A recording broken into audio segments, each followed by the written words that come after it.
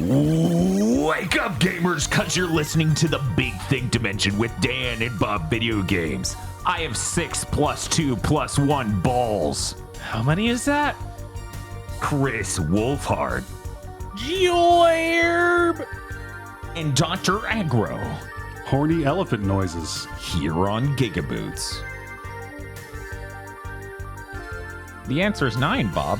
Oh my god, 9 balls! 9 balls. 1 + 2 + 2 + 1. No, it's 1 + 1 + 2 + 1 or 1 + 2 + 1. Shut up! Hello, everyone. Welcome to Big Think Dimension number 237. Embracer sucks. Sony sucks.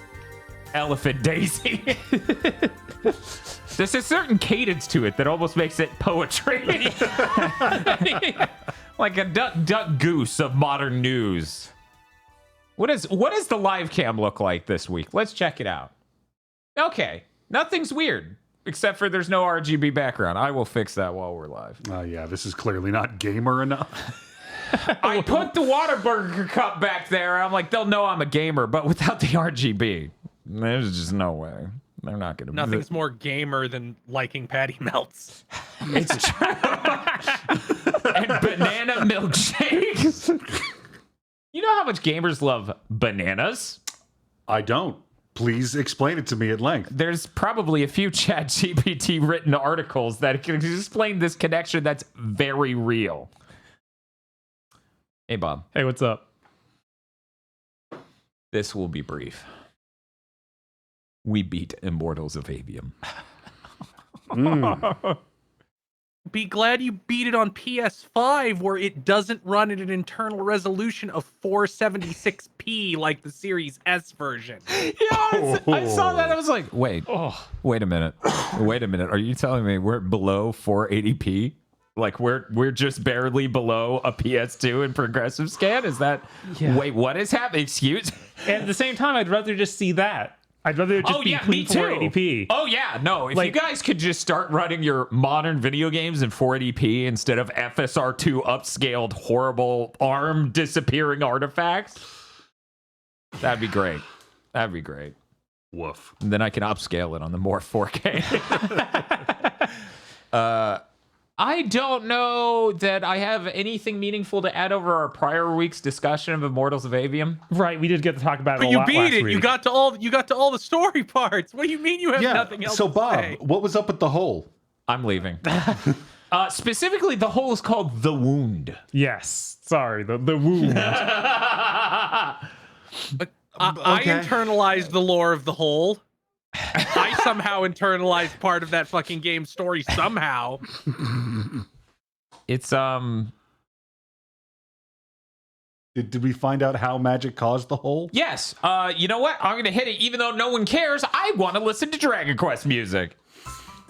Spoilers. Statistically, Spoilers for everyone Maiden who of already knows the end of Avium is on this Discord call. So It's true. gotta be really careful about It's true, considering it 100% peaked- spoilers. Considering it peaked on Steam at 751 players, Mm-hmm. which is 6% of the peak players of Forspoken. And it is currently the 74th best-selling PS5 game on Amazon, right under Disney Dreamlight Valley Cozy Edition.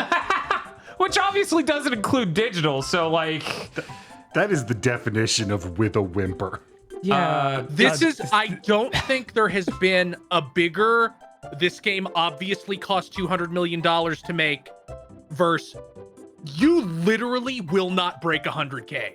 Right. Like, Yeah. I don't think that has happened in years. Yeah, I don't think it's ever been that it's been this bad since 7th gen. We haven't seen someone come up to the plate and whiff so hard their arms come off. Right? We haven't seen somebody come up to the plate, swing, and then somebody go, bro, you're in the parking lot. The whole plate's over there.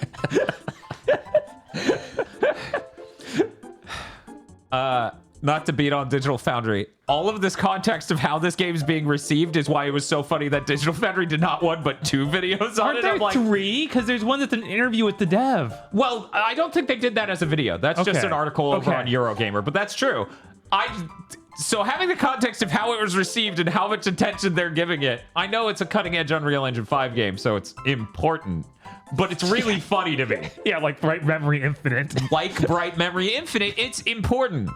It should be remembered. Yeah, I can explain the lore.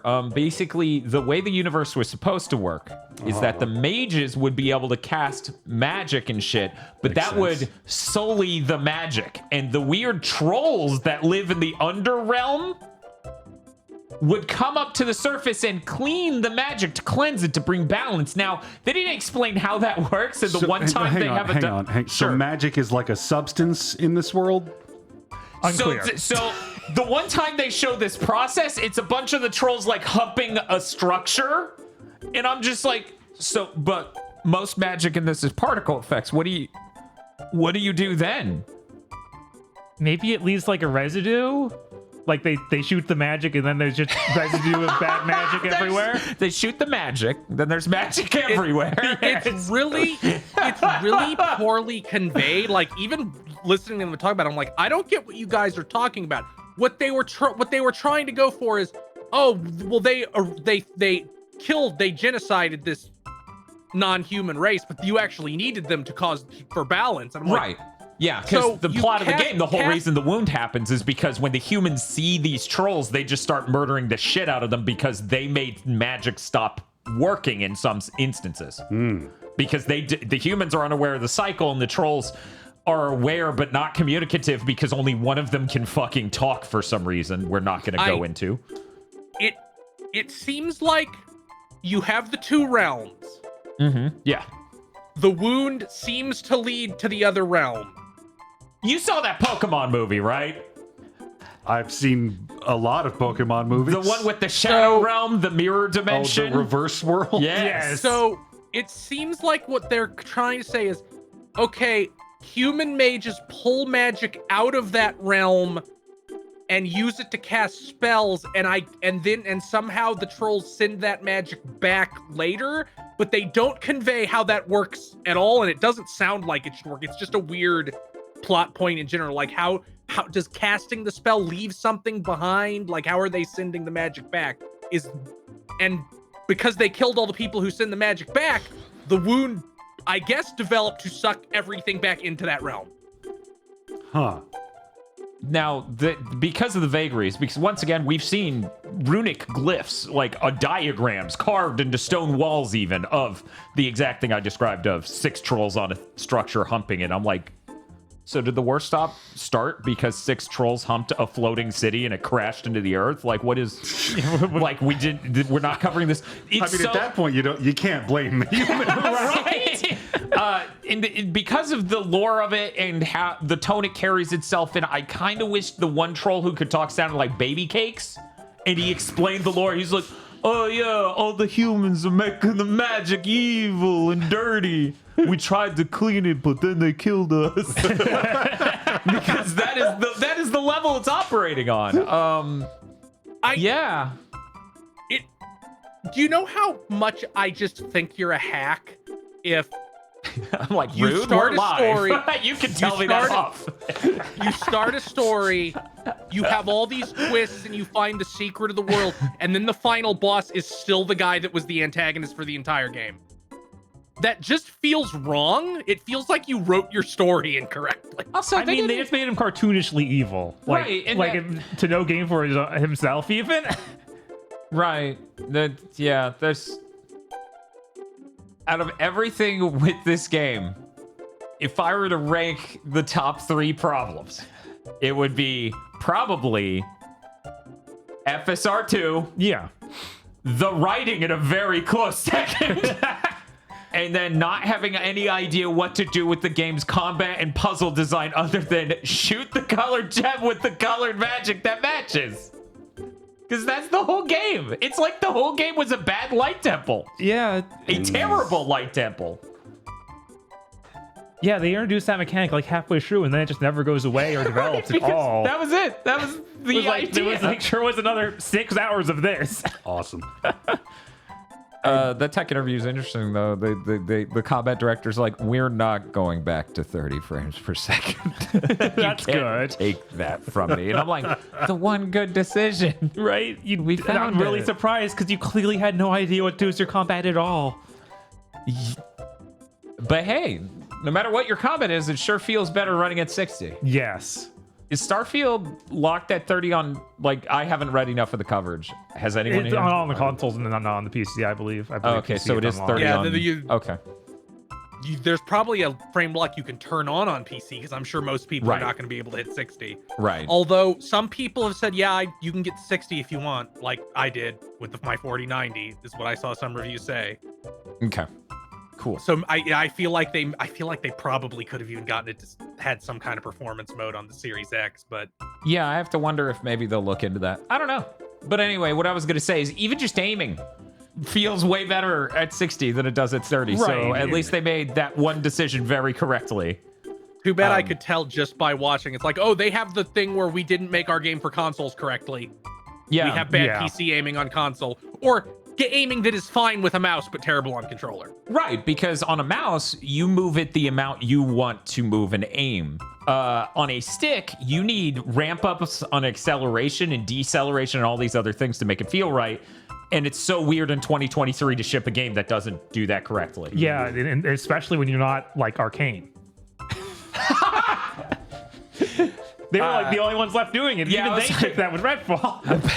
A pathological bad aiming company. Yes. I see where you're you know what? coming from. There was so many other problems with Redfall I barely internalized, but like I was like, but thinking about it, I was like, yeah, that game did control fine. That's stunning. Too bad you couldn't fix the rest of it. Right? Yeah, he said that. I was like, did Redfall do that? I don't know. The problem with Redfall is nowhere near that end of it. No, it was everything else. It was literally everything else.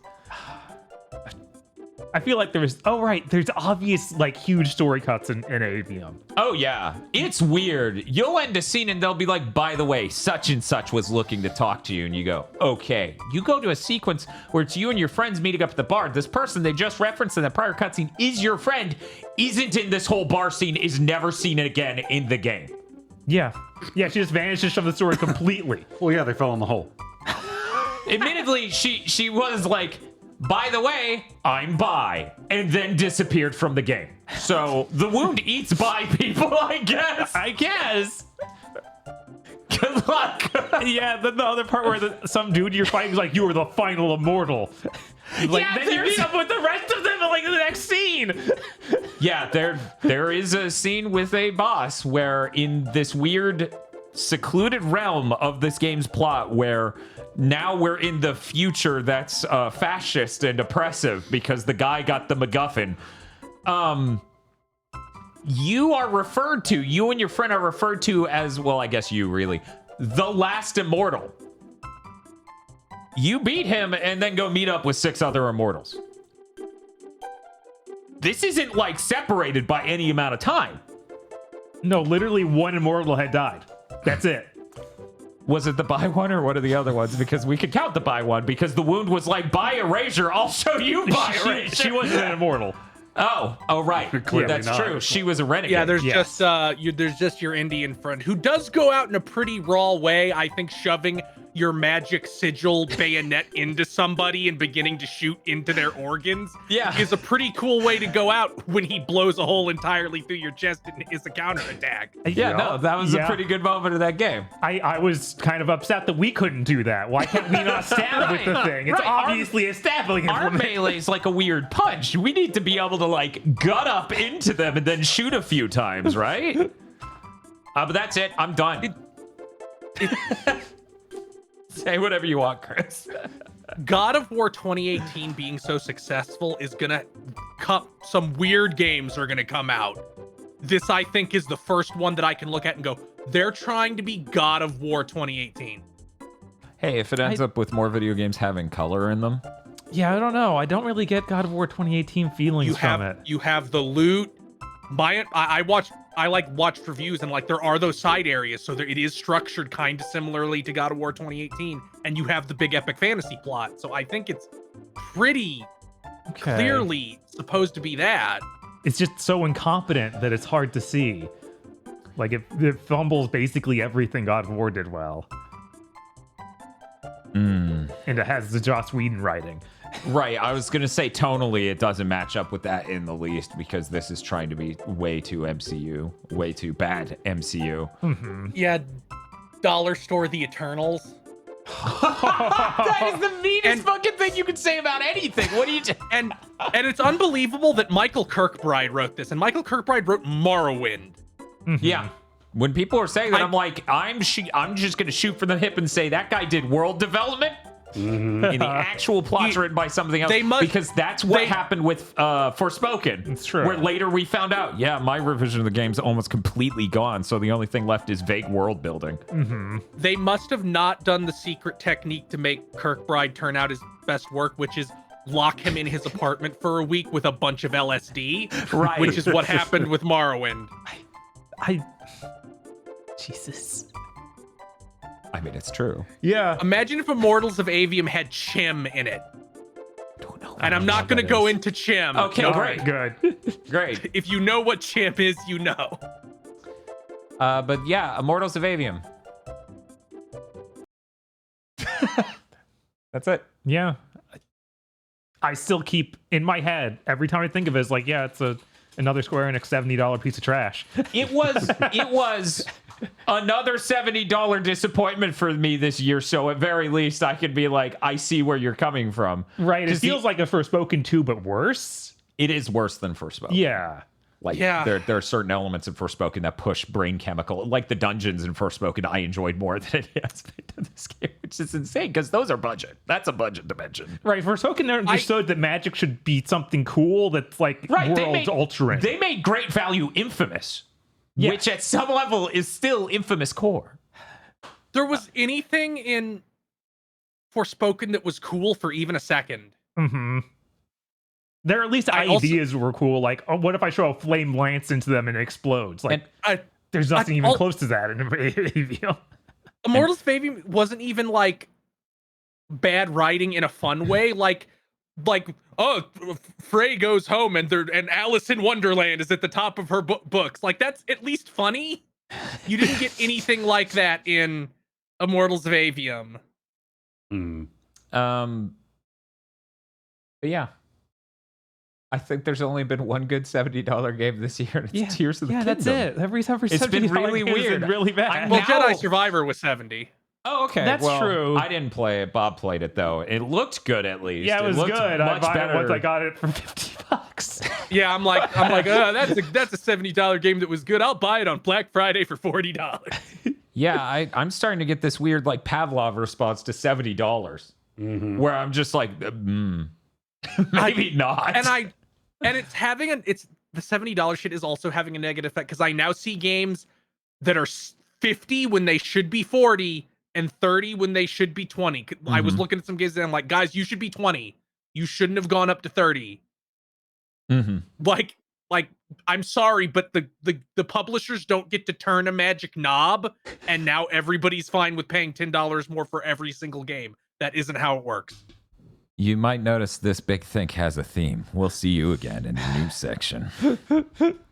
But I'm done talking about Immortals of Avium, man. Okay. You know what I'm excited to talk about? What's that? Armored Core motherfucking 6. Armored Core 6 Fires of Rubicon is a really fun mech game for the PlayStation 4, 5, and PC. In it, you go woof woof and your master says good boy. You shoot anyone who doesn't have $10 billion. And then people go, you did it. You freed us all, Link. And then you get the ending of Zelda CDI where he goes, yay. He goes, I won. I won. And spoiler. It's the first time he talks in the whole game. Like the camera swings around, the cockpit opens up, and it's literally CDI Link. Yeah, like the only human in the universe we see. Right. And he's 2D in a 3D mech. That game is incredible. Now, as a prep for anyone who maybe didn't tune into Armored Core Month, I love Armored Core a lot. They nailed this one. If anything, I feel like maybe it's a little too easy. I'm sorry, Akra. I'm not saying any of this to be mean. No, that's what's up. I mulched this game immediately, then went back and did a second playthrough, and I almost got all 3 endings before this big thing, but unfortunately my fitness shit got in the way, which damn you. And also social stuff. They do, it's really interesting. They have like this stagger gauge, like some other games do, but different weapons do different additional amounts of damage once they're staggered. So you're building your loadout to maximize impact to get them to the staggered state, and then balancing the other half of your kit, or 3/4, your choice, to then dump as much damage as possible once you're there. Right, and the stagger state only lasts like a very small time frame. It's not, It's like a moment. It's very, very small. yeah, And it it's- actually makes a pretty good like pace to the battles. it really balanced, like it's balanced very, very well in that regard.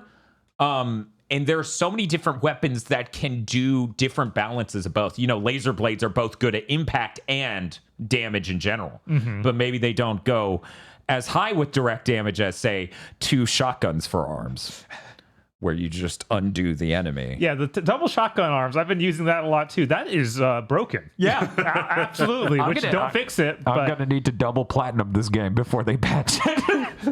I've been using double plasma missile launchers on the back, where I just see a bunch of enemies and I'm like, you're not there anymore. Okay, goodbye. Bye.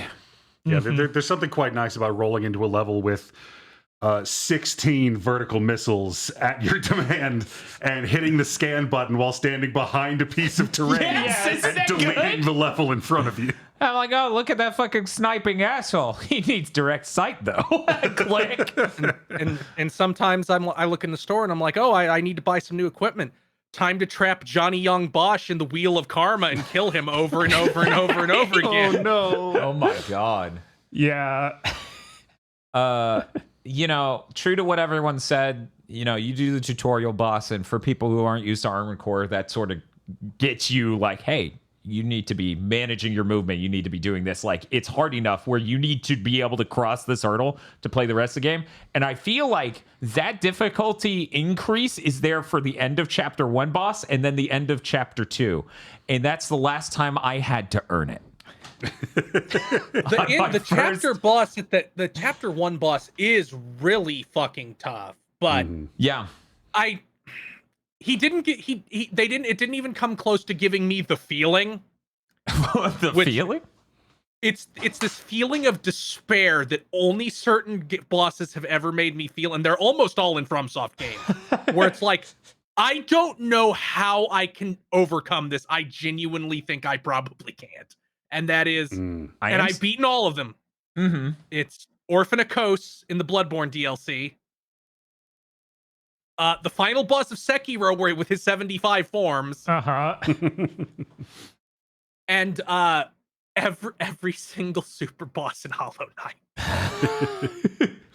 I may be messed up on chapter order, but there's a very good chance, depending on your mech build and your play style, that the end of chapter 3 boss may put you there.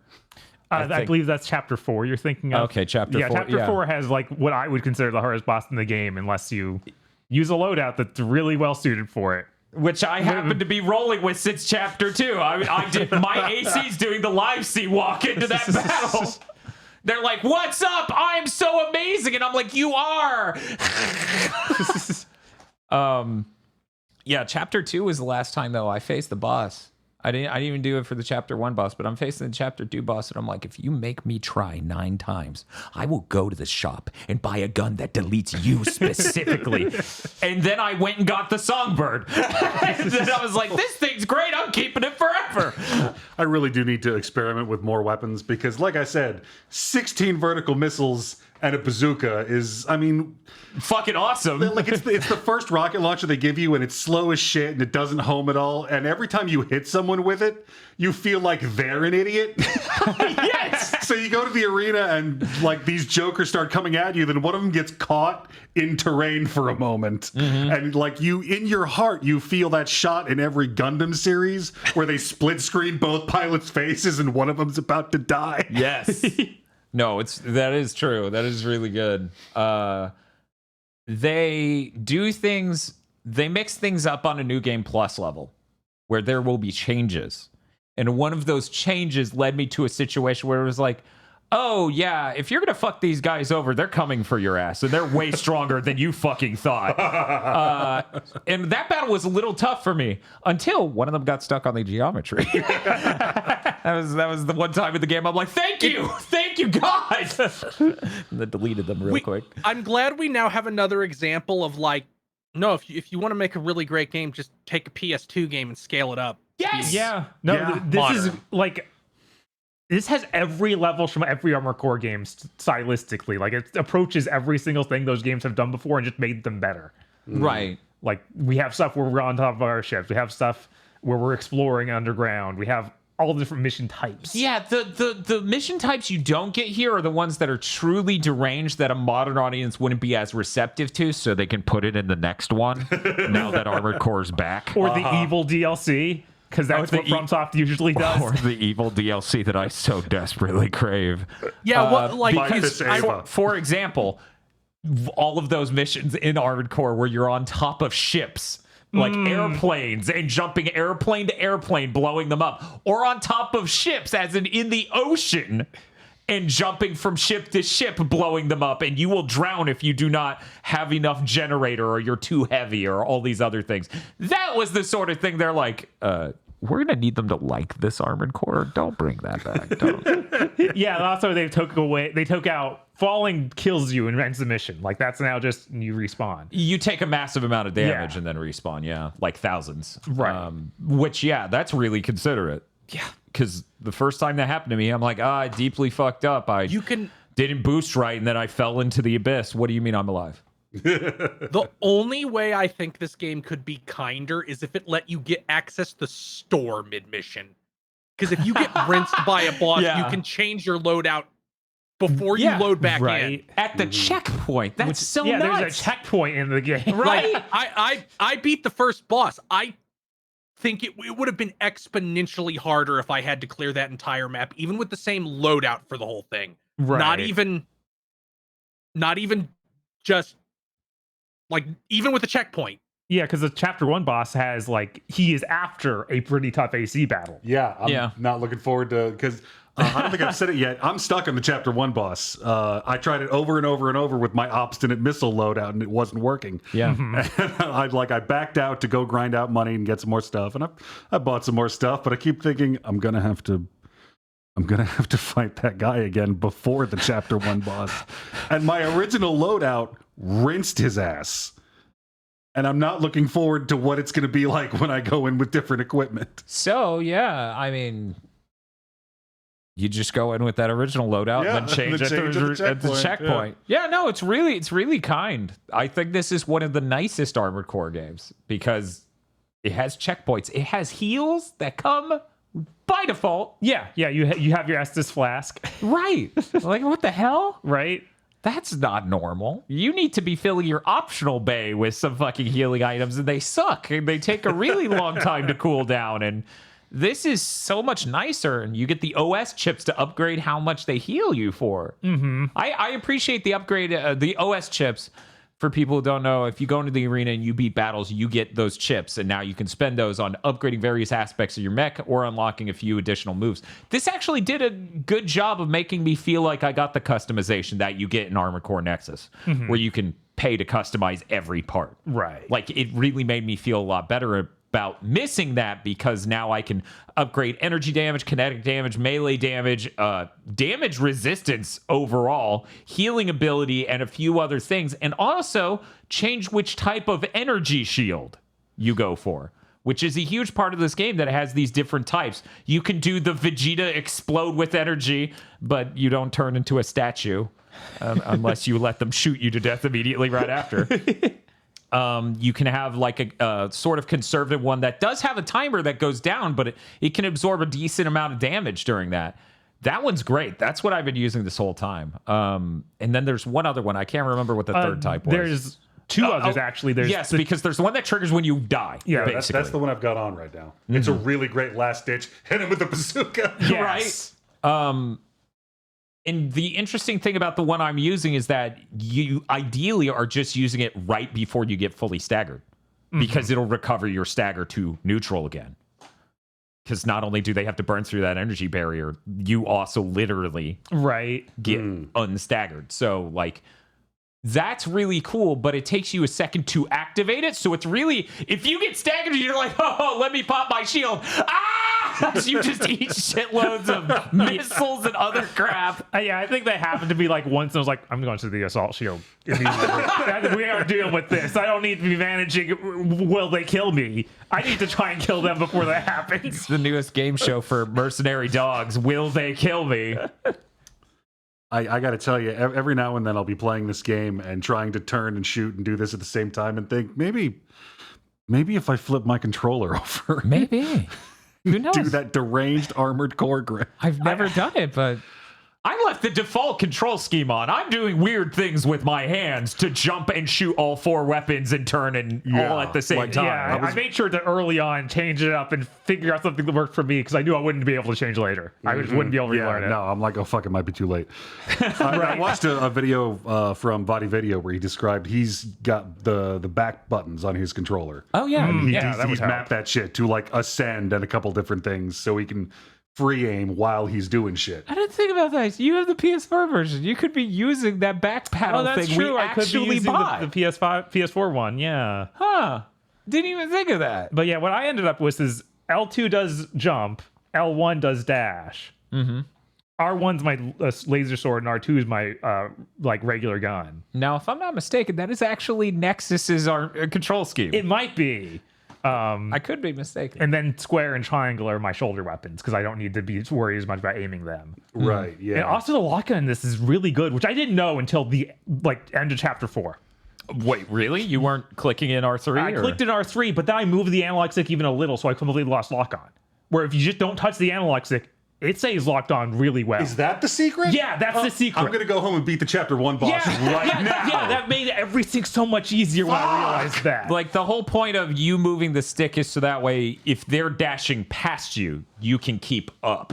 Because they can outpace your turning speed. Even if when I tried to keep up like that, I would just lose lock on. Really? Yeah. Whereas if I just didn't touch it, you'd catch up. It'd be fine. I wonder if you got the quick turn upgrade, if it would keep lock on while you did that. I don't know. I can't get that thing to work like consistently for me. So I really that's what I was worried about, so I didn't buy it. Right. I really use it outside of combat entirely when I go, I need to turn that way. Yeah, I'm wondering if it's auto using it for me, and that's why I'm able to keep up so well with stuff. Because I did feel like it's showing the deaths for quick turn and activate, so maybe that's what's happening. Fascinating. Armor Core 6 is really, really good. It is. Like Chris was saying about, when you lose to a boss, or you never get the despair. Every time I got my ass kicked, it was like, oh, well, I did a thing wrong. Go back in and do it again. It's real fun, even when you're eating shit. There was this moment with that chapter 1 boss where I'm like, how am I supposed to dodge these fucking missiles? Oh, if you figured it out, please tell me. Oh yeah, yeah. If you want. So what you? I'm sitting in the shop staring at putting a shield back on my mech and just dying inside. It's kind of, you just need to run it down because the missiles space themselves out enough where if you lift into the air and aim slightly to the right and then boost through it, it will just like fly in a direction. Come around again. If you're close enough to the ground, a lot of times they'll hit the ground instead of you, but you just get hit by a few. You won't be hit by all of them, which has been my my problem for a while. A few. Right. It sounds like I've been doing it pretty much right. Yeah. Honestly, with the first chapter 1 boss, the thing that pissed me off the most, from like, you motherfucker, I'm gonna kill you so hard, is his shotgun, where he'll just pop up into the air and be like, I'm gonna shoot the world's biggest projectile at you right now. Yes. That shit's because I'm like, oh, like 4,000 damage. AoE too. It took me so long to figure out what he was doing because he would only do it when I was between him and the camera. Why is all my health gone? So many times I'd be like, okay, I dodged the missiles, good. Now I can press the attack. Something hits me from behind. Bam! AC staggered, 4,000 health gone. I'm like, fuck. Yeah. Yeah, that dude would just be like, I'm deleting you this time. And I'm like, okay. I'm sorry. Yeah, Armor Core 6 is really good. Did you know it's good? I really appreciate that not like Dark Souls where you need to run all the way back to a boss. They never do that. It's just like, yeah, checkpoints right here. Yeah, it's weird how medicated this game is. Right? Because they made an Armored Core game. Those are usually pretty unmedicated. It's true. Like Dan was saying, this might be the easiest one, but I feel like it's the most consistently difficult. Like there's tough bosses at meaningful intervals. Both can be true. Yes. Whereas Armored Core traditionally is, yeah, you can figure things out and it's fairly easy all the way until it's literally the hardest thing you've ever played. Yeah, all the hard things in Armored Core is the final mission of Another Age, the final mission of the hardest route in Last Raven, and the final mission of Verdict Day, where you and me are just like, we're just not beating this game. And then a viewer is just like, hey, what's up? I can join you guys online. I'm like, you're trolling me. I will ban you because this is not a good time to troll with an offer like that. Right. And then they joined us and we actually did it. We're like, hooray! We co-opted our way through this insane. Remember that? That was great. Because yeah, the whole thing in Verdict Day is you're in a dumpy tank. Like every mech in V and Verdict Day, they're both heavy fucking mechs. And then this dude's just pissing Kojima particles flying all over the place, and you're like, yeah, he's in a mech that's faster than an Armored Core 6 mech. yeah. It is so great in this game how you can either build like the fucking mechs from, oh my god, I'm blanking on a popular anime. Macross? Gunbust. Way more recent. Oh. Die Bust? The one where the fucking guy has the Geass in his eye. Oh, Code Geass. Geass. Geass. That's why I couldn't think of the God, name. did we just... Because I already had the word. It's the one where the kid has the Death Note! Is it? Yeah, I can't think of the name of this anime. It's the one where the kid pilots the Gundam. Which one? The Wing Gundam? Yeah, she's some sort of witch from Mercury. I don't get it. I actually don't know what the mech design looks like in Code Geass. I've never watched it. It's really it's like boxy. Yeah, it's like boxy and spindly at the same time. Mm-hmm. Yeah, And then you get and then you get to the end and everybody's in a night robot. Yeah, it does have that thing where it completely shifts. Yeah, you can go all the way from that to making like fucking Votoms and they're just made out of squares. Yeah. Yeah, I like that you can just put on tank treads on your mech. That's I love having 4 legs and floating around. But I go to the shop and I look at tank treads and I hear Eurobeat intensify. The 4 legs is what I've been going with because a lot of enemies just don't know what to do if you're floating up there. It's like, what do I do? I don't know. And I'm like, I'm going to shoot you in the head from up here. Goodbye. I'm half a mile up and my missile lock-on still works. Okay. It's really funny. Anytime a boss tries that on me, it's like, ha ha ha, I'm several stories in the air. You can't possibly. I'm like, I can get close enough for these shotguns to work. Fuck you. A lot of them that do it are like, yeah, they flip slowly, so the grenade launcher's gonna hit you. Oh, yeah, I'm sorry. it will. It's over. 100%. I'm doing a songbird from the ground and then floating up and doing double shotties. He gets staggered and starts falling down, so it's comical every time.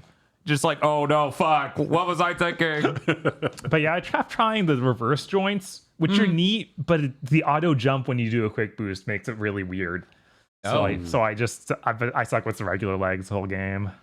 The reason I keep saying this is the easiest Armored Core game is like, it hasn't made me experiment on the build of my mech once. My legs are virtually they might be literally the same legs I did Chapter 2 with. On my 3rd playthrough. I haven't even tried the tanks, which is weird because back in the day in Armored Core, tank treads were my legs.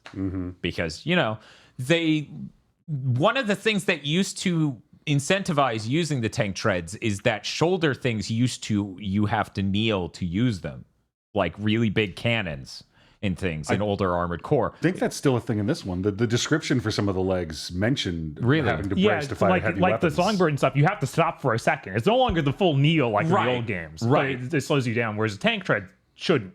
Okay, tank treads and 4 legs. Yeah, but they don't slow you down enough to match up to the old day incentive. I guess not. Okay. No, that was literally, you are locking in place. Yeah, you're done moving. You're going to eat shit while you fire this gun. You're going to kneel slowly. But it's a really good gun. Yeah, no, I love that shit. Yeah.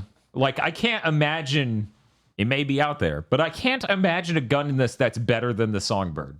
Like for shoulder mounted, long range, high impact damage. Yeah, I keep trying other things, but it's the lightest, most damaging thing, and I have 2 of them. Right, and you can do it in midair, and when you do, it gives you this weird I'm no longer falling moment. Where it's just like, that physically makes 0 sense, but it's very funny. Thank you. I will now stop talking about Armored Core 6 and let other people talk about Armored Core 6. Because I'm just going to keep gushing forever. This will become a sports cast. Yeah, I don't know if I have that much else to say about it. Like, we've already talked a good bit about it. I think my 2 favorite non-VR games this year were $60 games that were basically, or literally, PS2 games released in a modern fidelity. Yeah. Is there a lesson to learn from this? Who knows? Who knows? Anyways, I hope Immortals of Avium is doing great. I wonder how long before they're just like, we shut that studio down. Weeks. Right? There's no way. It's lasting Although to the end of the year. I don't think EA owns that studio.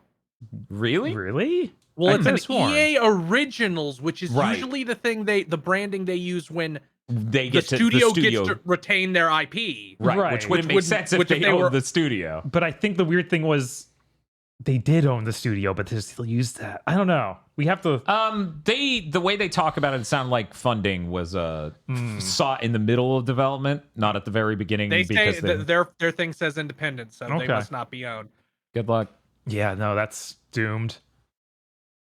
It's okay. They'll make one more games as a service game on their way out the door with Unreal Engine 5, and we'll all be like, they didn't even get to launch it.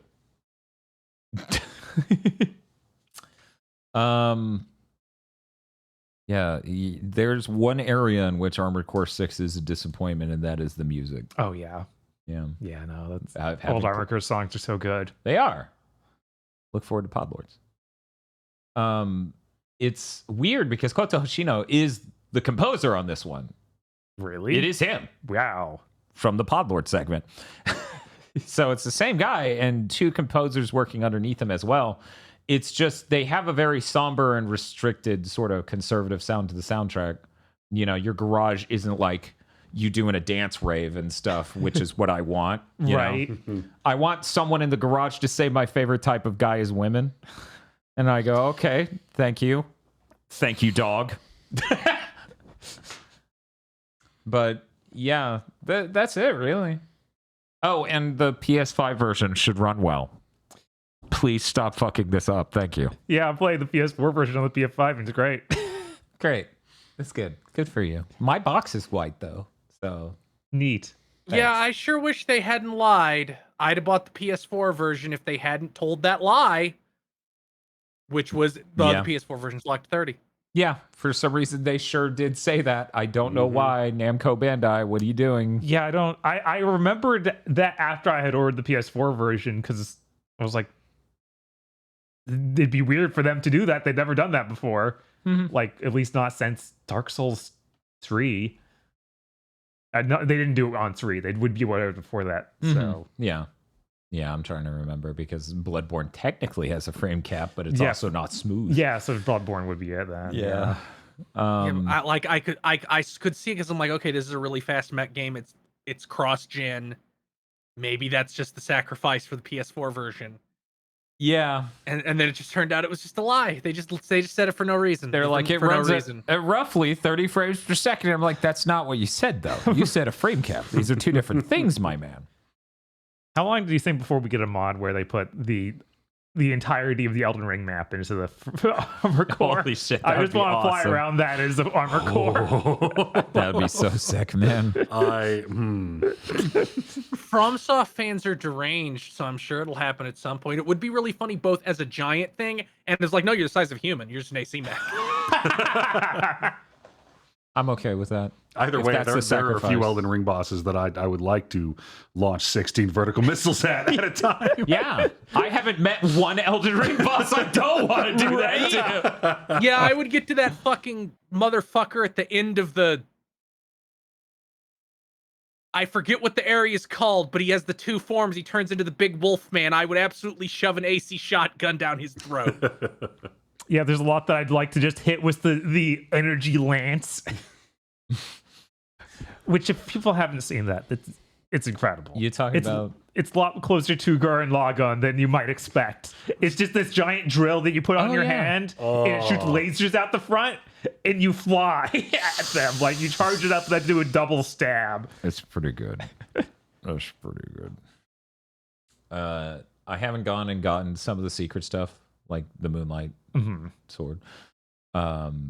And there are also battle logs, right, in the levels? Yeah, just completely optional. Right, you find an extra enemy who's tough, and you get a battle log, and that builds towards unlocking stuff. I assure you that description of the first part there will not apply. I've yet to meet that person ever since chapter 2. Man. Yeah, there's another problem with this game. This is the mildest gameplay spoiler. Mildest. I'm still gonna bring this up. So, when you beat the game, it rolls you directly into New Game Plus. There's no way to be like, begin a New Game Plus. You are doing that playthrough.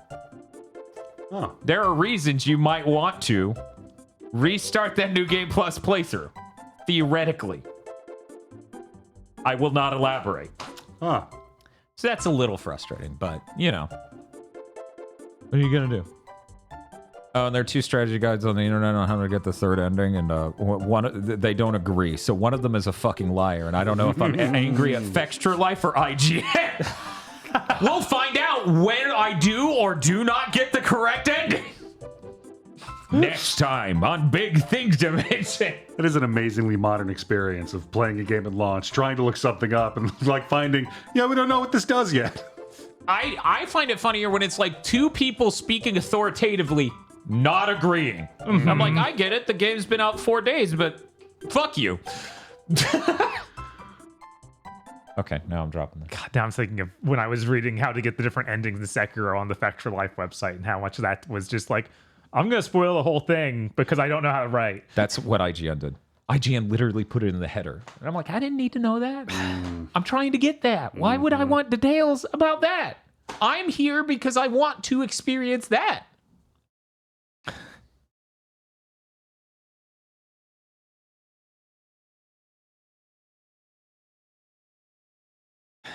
So about women being your favorite guy. I couldn't do my hair like that or get those shades. That would not go well. Now I'm just remembering your brother actually doing his hair like that back in the day. It was the odds. It was the odds. You can't judge him. He is beyond judgment. I'm just saying, maybe he was onto something. Are you saying I should get those shades, gel up my hair, and get the crushed velvet shirt? Yes. Okay, well, when I hit 200 pounds, we're doing it. Did anyone else have anything else they wanted to say about Armored Core 6 before we roll on? No, I think I got it all out. I'm throwing this in right here, right now, so it doesn't get forgotten on this podcast. Did you know back in May they announced, and we did not notice, multiplayer upcoming for Puzzling Places? I saw that like last week somewhere, and I forgot to ask if you knew it. Yeah.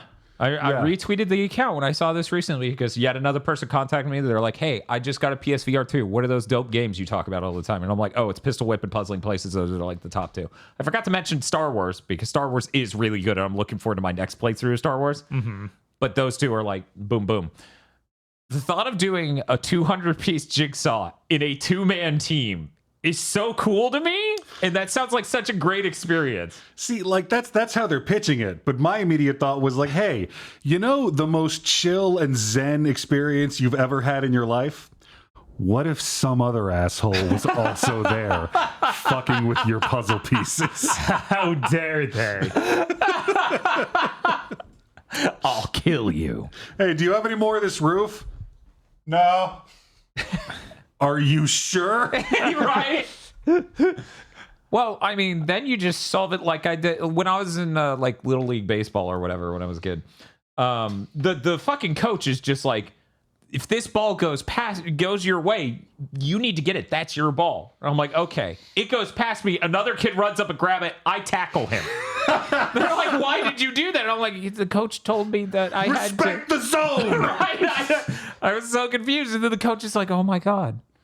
And that's when I found out I take everything too literally.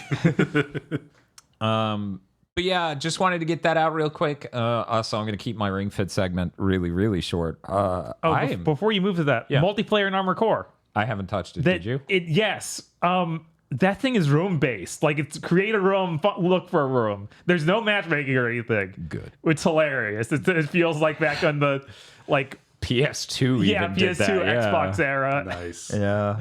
Oh, a matchmaker. What the fuck is? No, I'm going to go to MSN and I'm going to look up a room to join. Right, exactly. You got to go to the game zone. Yeah, go to the game zone. Boot up. What was the Star Wars game I was playing at that time? It was Jedi Academy. Yeah, it was Jedi Academy and the Outcast. Yeah. Absolutely. That's the way you do it. Yeah, and somebody asks you like where you live, like specifically what your address is, and then you go, I don't know what ASL means. I have AOL.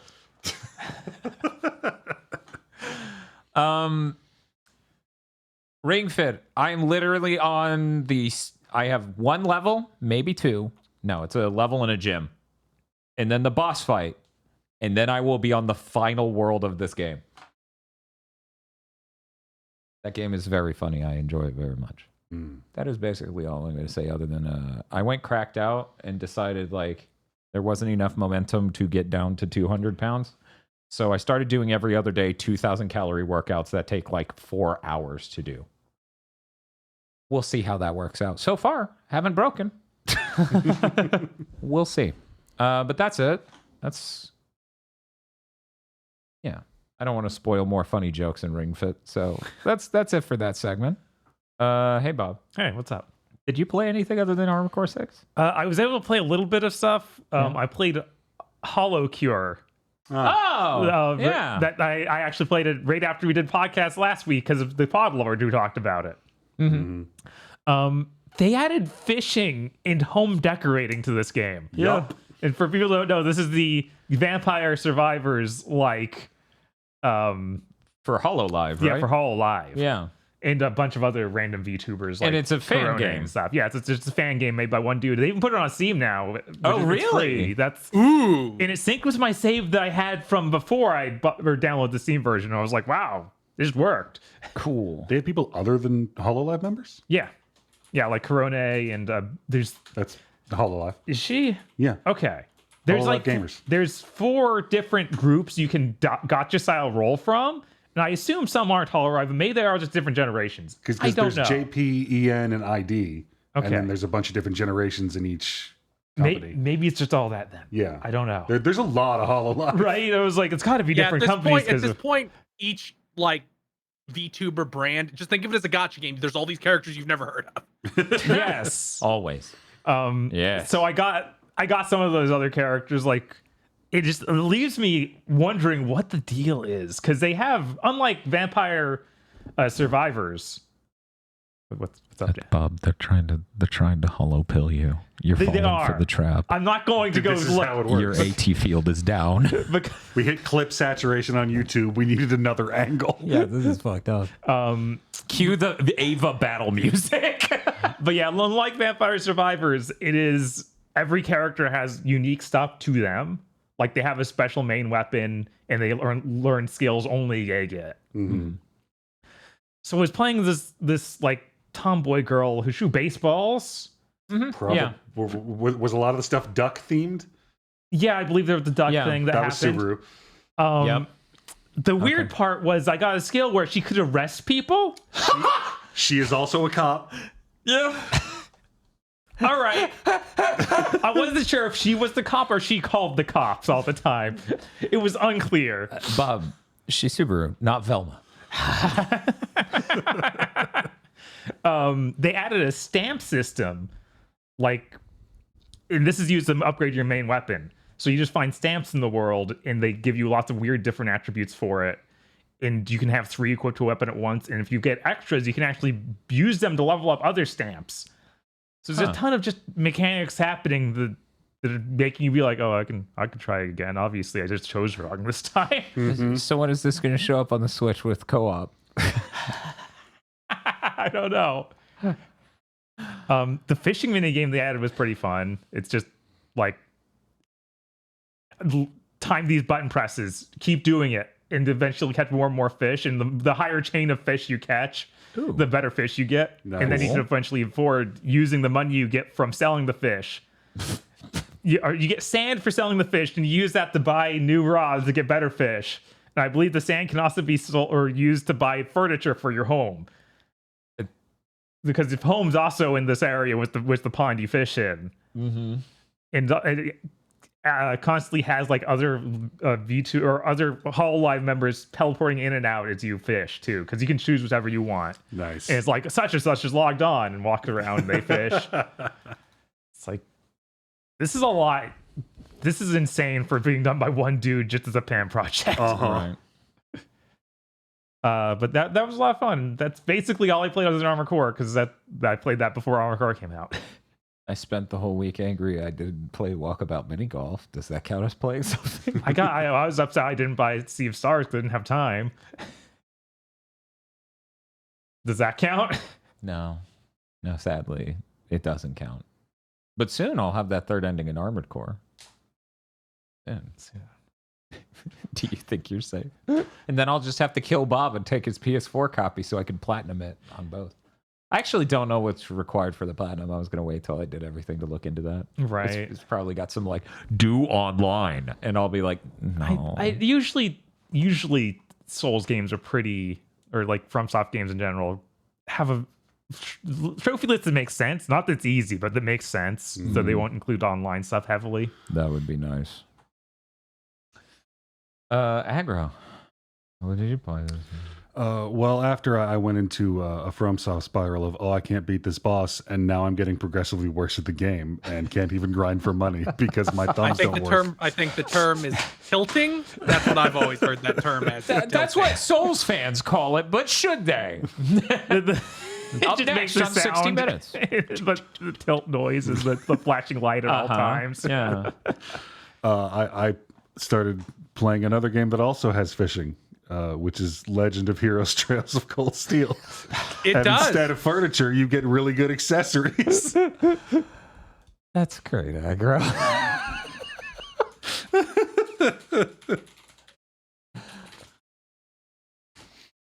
Chris is a monster, and once Baldur's Gate 3 comes out, I'm going to constantly play Baldur's Gate 3 while thinking about Trails of Cold Steel. Yeah! Oh man, that's You even have close. ruined my life, you son of a bitch. Yeah. Oh no, Aggro's like, oh no, now I have all these really great games to play. Right? A You know how series many of these bunch there of great are? games. This is not a good year for that, you know? No, it it's really not. It's a terrible year. Where were you last year? You should have been doing that. Then again, I feel like at last year's rate, that might have lasted you the whole year. I don't know. Fucking Vita game. Yeah, I was like, so you're playing it on your Vita, right? No, I've got to order my PlayStation Portal Oh, okay, cool. so I can play it with my feet while I'm playing Baldur's Gate with my hands. I went to like a family dinner. I was talking to my brother. He enjoyed the hell out of Baldur's Gate 3. He's like, I know Aggro's probably playing this, and I'm like, he's waiting for the PS5 version because his PC exploded. He's like, oh shit. Yeah. I'm like, yeah, no, it's not great over there. But yeah, he was enjoying the hell out of that and told me lots of stories about it. It was pretty cool. We had a cool time, and then I showed him an image. Someone in the fan Discord is like, anyone who says 11 is medicated and 12 is far more insane needs to look at this chart. And it's like some skill chaining thing for a samurai class, I believe, or some other class in FF11. And it is just this complicated fucking flow chart. And I show Steve and he gets PTSD. And he's like, I had that strategy guide on my desk at all times. to look over that exact graph. Yeah, there's a reason that World of Warcraft became the most popular MMO in the world very quickly, because vanilla World of Warcraft was brutal by modern standards. That game would beat your ass. Right. It was more sober than everything else on the market at the time. It's true, because vanilla WoW compared to EverQuest or Final Fantasy 11 looks downright welcoming. Yeah, like compare. I don't know if people know this. Like, you know how in modern MMOs, if you decide to do a dungeon, it's like you're and your friends, you go into a unique instance. Where you're the only people who that wasn't the case in EverQuest. It was just fucking go. Other people might show up and try and kill steal you. You better take care of that. You better have a team on invaders. Man, that sure is a more interesting world, though, because of that. Yeah. I mean, that's sort of the energy that things like dot hack capture, where it was this really, there's an animosity the game structure presents to you as a player that makes the world feel more textured and interesting, but also, holy shit. Yeah, sometimes that old Wild West shit is fun and interesting, and sometimes it makes you want to die. Yeah, I mean, right. it obviously was bad because it created the people who made World of Warcraft. That is true. That is true. I'm seeing in chat Monolith Soft the dot hack game, and I'm like, that's the smart. Somebody give this man $1 billion. Holy crap. I would love if the dot hack PS2 RPGs had combat as good as Xenoblade 3. Now I'm imagining it's like, please Monolith, we want you to make dot hack in conjunction with Nintendo, and they're being like, re-release Xenosaga first.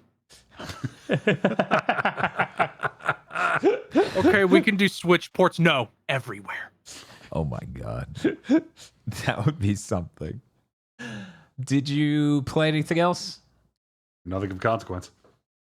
I say, gesturing to my left, aggro could be there. You don't know. Even if aggro was to my left, I wouldn't tell you. There could be an iPad sitting in a chair with my direct video feed on it. That could be a thing, but it's probably not. Just holding one of those 128-ounce jugs from the gas station to fill with soda. Do they still sell those? I feel like they stopped a few years back because people looked at it and went, can you really? Yeah, I feel like there's no way they sell those. It's based on states. I think here you can still get like the gigantic, this is half a gallon mug. Wow. Huh. Yeah, I think we don't even have 64 ounce anymore. I think it's all 44. I think that's where it tops out. Says man who drinks 2 to 3 44-ounce sodas a day. Hey, Chris, did you play video games? I played a bunch of video games. Whoa. Firstly, I streamed Strong Bad's Cool Game for Attractive People. Which was a real fucking mistake. Not because that game is bad, but because it's like, oh shit, the game's already funny. There's nothing for me to do. Yeah. I mean, you were even tweeting that it was to get people cultured. Right. So obviously. That is true. That is true. And there we go. It's no longer a normal playthrough. It's a react stream. I guess that's true. Ugh. There was the chat was constantly full of, wait a minute, that's just a voice Dan does. Oh, bye. Enjoy the rest of the podcast. Please join us for Bless Blunt and Blub every Strong Bad email. That's 9 hours long. Nothing better, though. Every week I hope it's from a female. But yeah, the chat was just constantly, that's a voice you do, that's a voice Dan does, that's a voice Voxandra.gay does. Yeah, of course. People now think that's where the boys came from because Coach Z holds up a boom box that says boys. Huh. Yeah, no, it's not right, but interesting. Not much to say. They were funny. That was before Telltale fell down the prestige TV like pigeonhole. Mm-hmm. Yeah. Their tech was still bad though, because I think there was an audio glitch in every single episode where it's just like, oh, the audio is broken now until you reload. Oh my god! Of course. And a lot of times they happened at the end cutscene, so I couldn't reload.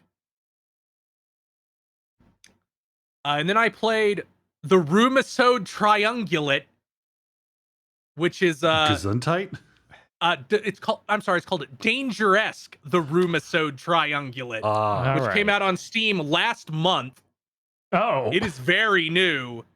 It's just these 3 little, they're about a half hour long each. Like adventure games, escape room type things where you're strong, badass, dangerous. Nice.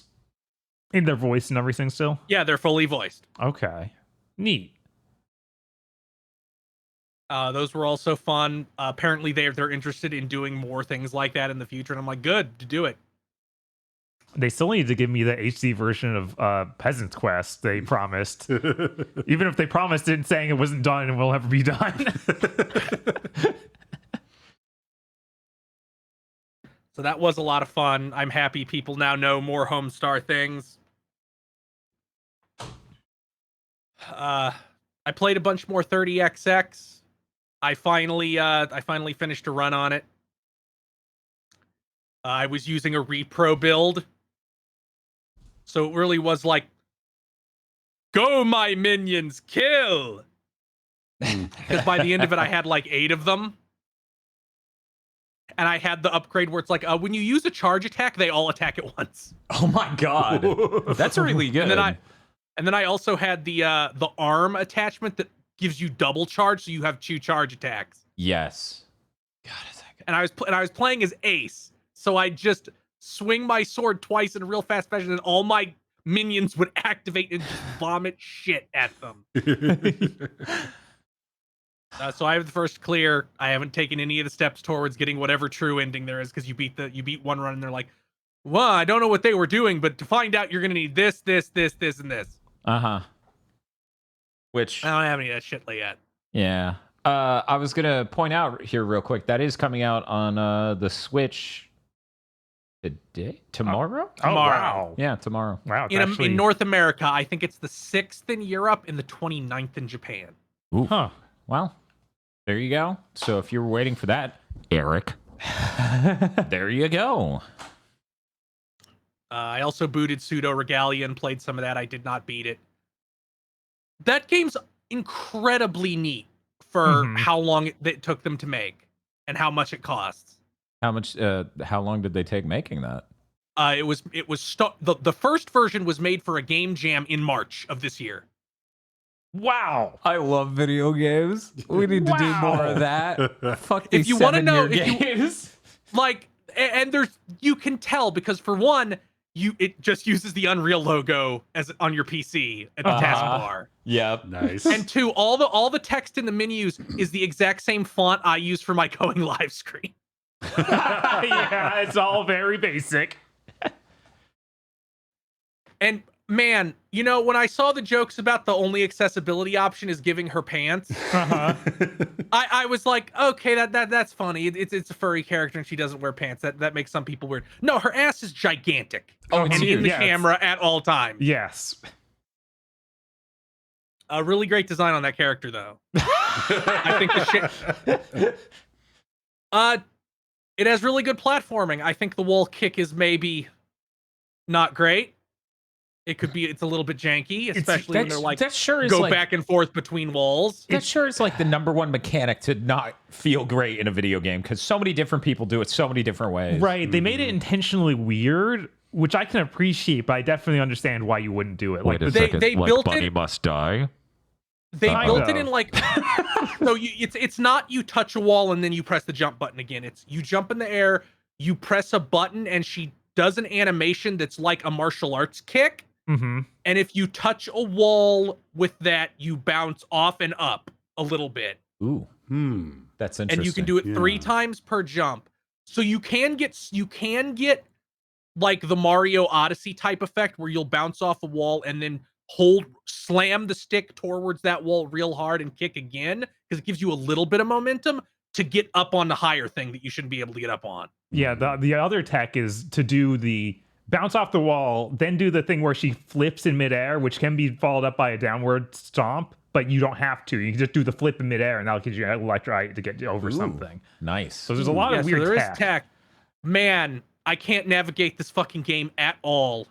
I'm just wandering around and like, I'll find something eventually. I saw them tweet that they were working on a map, and they showed up in Please. early images. Because you need How did they make this game in under 5 months? like I could only beat it in the way I did because I did it all in one sitting. If I did not do that, I would be completely lost. The music in this game is immaculate. Really? I'm incredibly impressed with the music because it's like 7. This is a RPG song from the PS1. Like it's 7 songs on that level and then 1 Banjo-Kazooie song. But it's like the best Banjo-Kazooie song you've ever heard. Treasure Trove Cove.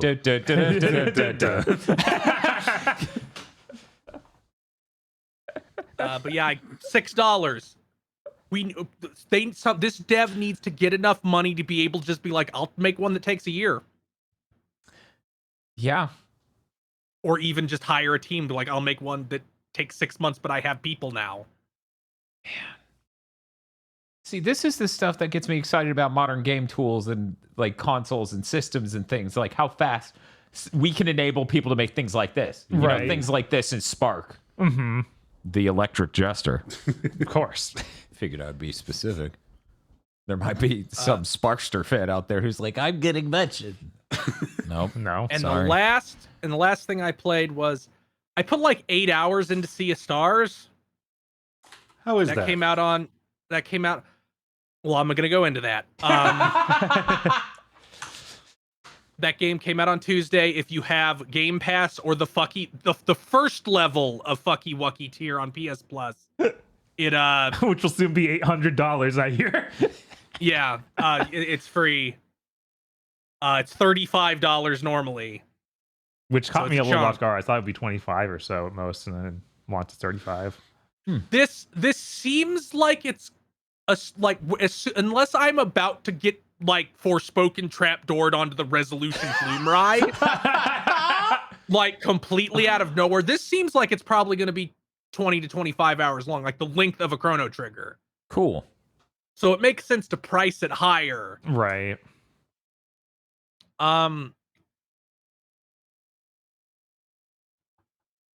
So indie devs, we got to talk.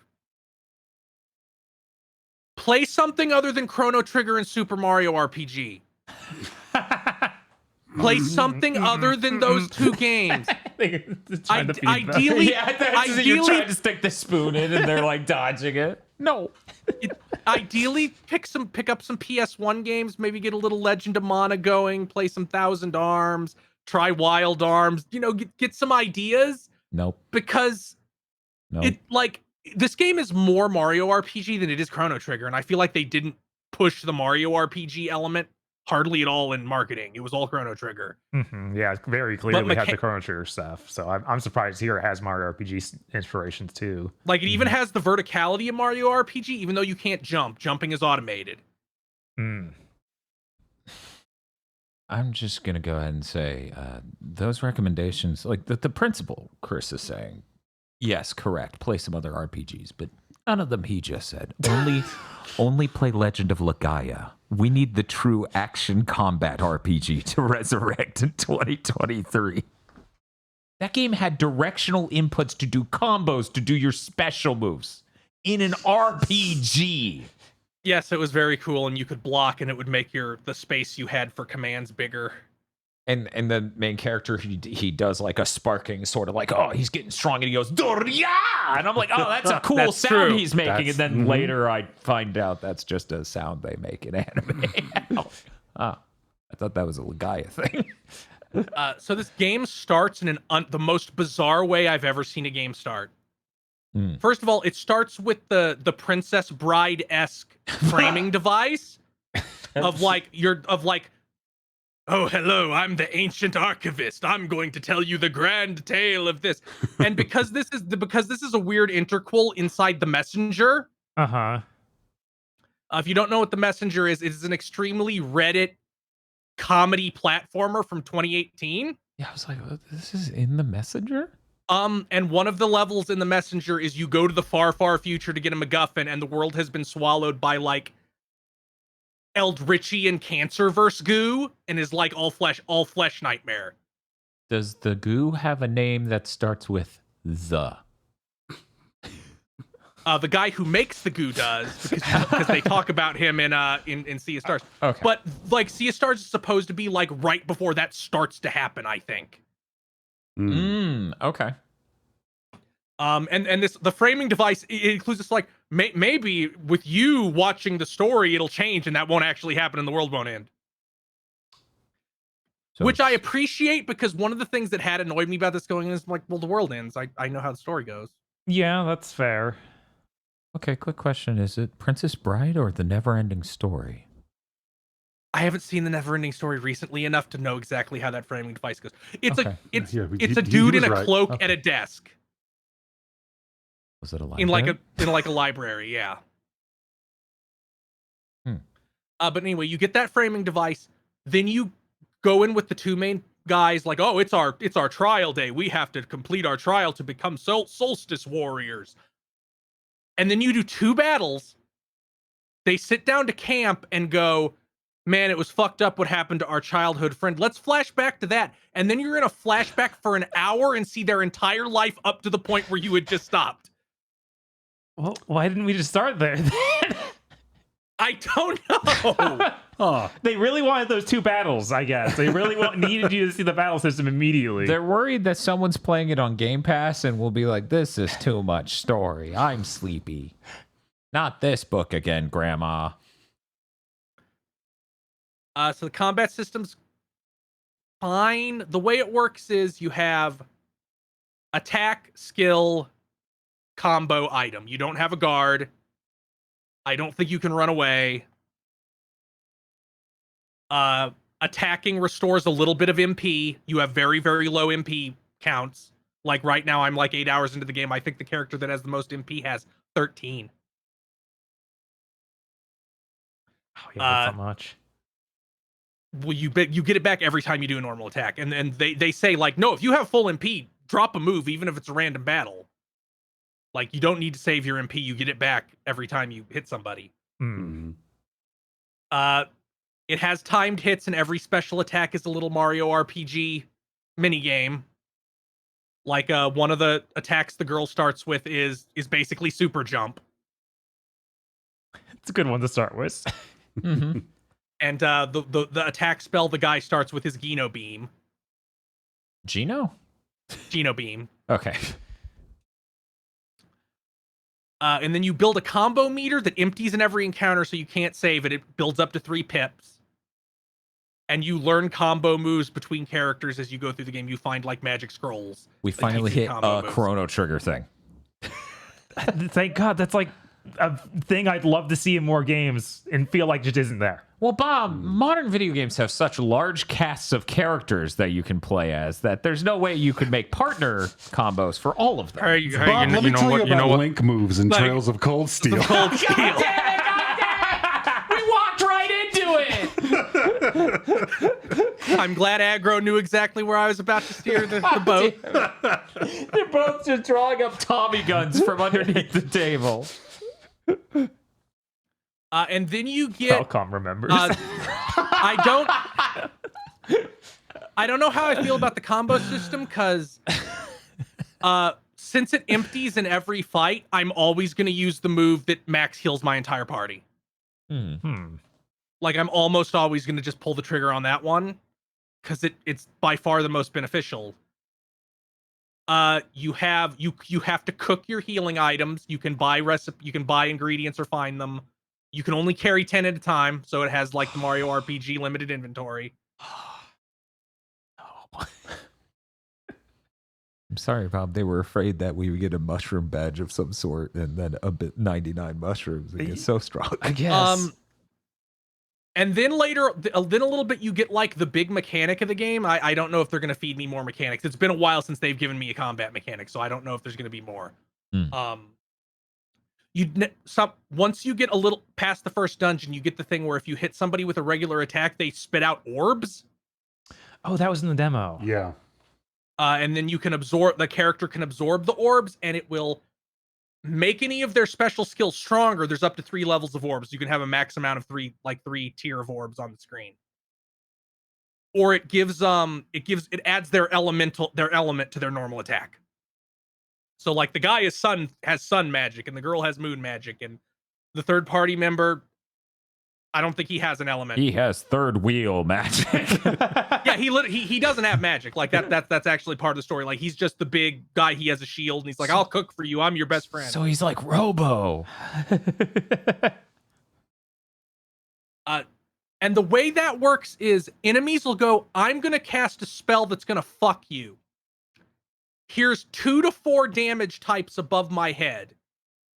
If you hit me with all those damage types before I cast the spell, it breaks and I get no action.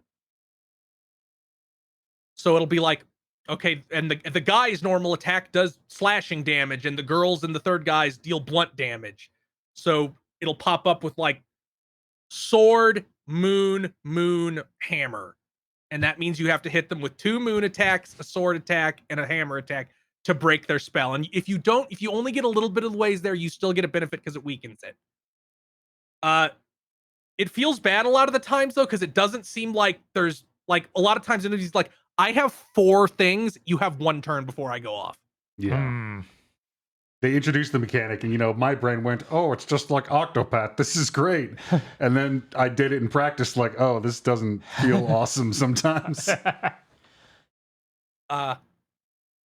Couple problems I have with this game. You level up way too slowly.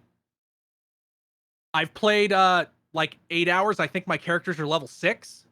Yeah, what? Yeah, you don't level up often. Characters don't have individual experience meters either. You just have 1, and everybody levels up at the same time. Oh, that doesn't feel good. Wait, you said that there was... Is it just those 3 party members? Do we not get a third guy to switch out the third guy or anything? Not yet. Whoa. And that leads into my second point. I haven't gotten a new move in that length of time for any of my party members. They have not learned a new move. What? That's weird. Yeah, they have the exact same moves the whole time, and it's like, guys, yes, your sprite art is very nice sometimes, but you got to give me more moves for these characters. I've been doing the exact same thing in every combat encounter all this time. Yeah, that's part of how you build an RPG. You have to be getting new stuff to do. Yeah, Right. like that drip feed is the point. And it's not even just to make you feel stronger. It's about to give you more combat options and maybe reframe like how you're engaging. Mm-hmm. So, Like I've gotten a couple new combo moves that I don't use because it's almost always beneficial to spend the 2 pips. I have one pip move, which I use occasionally if I'm about to end the fight and it's just going to go to waste. And then I have a bunch of 2 pip moves, but the healing is a 2 pip move. And then there's 2, like, we damage everything on screens, which are almost never the right option. But yeah, on the leveling front, it really does. It's another one of those RPGs that, like, we're aggressively controlling how strong you can get. Because not only does it take a lot of experience to level up, like I'm talking 25 to 30 fights, which are like Paper Mario length fights. Ugh. Like a fight takes like 2 to 3 minutes. As you level up, the same enemies will give you less experience. So it's like impossible. You can't like get ahead of the curve at all. It would be impossible. And that annoys me a little bit. yeah, I get that. Mm-hmm. I can't really comment on the story because it feels like nothing has happened. Like I've had a lot of go through the mountain pass. Okay, now go through the cave. Now go through a different mountain pass. And there's been like actual dungeons that do have gimmicks, and like the chapter where you go to the town of the moles and all the moles are panicked because there's a problem in the mine. That doesn't sound like any other RPG I've ever played. No, none. Definitely no. RPGs was RPG in the title. And there was like a science facility that had some neat mechanics and a neat boss, but so I guess it's possible that characters I've seen are these characters and I don't know yet. but they keep cutting back to like their Organization 13. But I haven't seen any of like the characters have not seen any of these guys yet. They just keep cutting to the evil meeting table. And it's like, guys, you haven't had an effect that I've noticed on the story yet. I feel like you shouldn't get a second or third let's check in with the villains meeting table before they take any action whatsoever. Right. Yeah, Xenoblade 3 was pretty good about that. A weird it's not even on the axis correctly is the Astral Chain version where we're obviously say like, hey, what's up? We'll see you at the end of the game. What the fuck? I feel like I am almost at the end of Act 1. So I assume if a bunch of shit's about to go off, it's going to be once I'm like another hour in from where I am right now. Man, these characters needed better designs. They just like feel the main two, dripless. but everyone else I've seen has been weak. It feels the best way I can put it is the game. I'm gonna put the title art in the Big Think channel. Sure.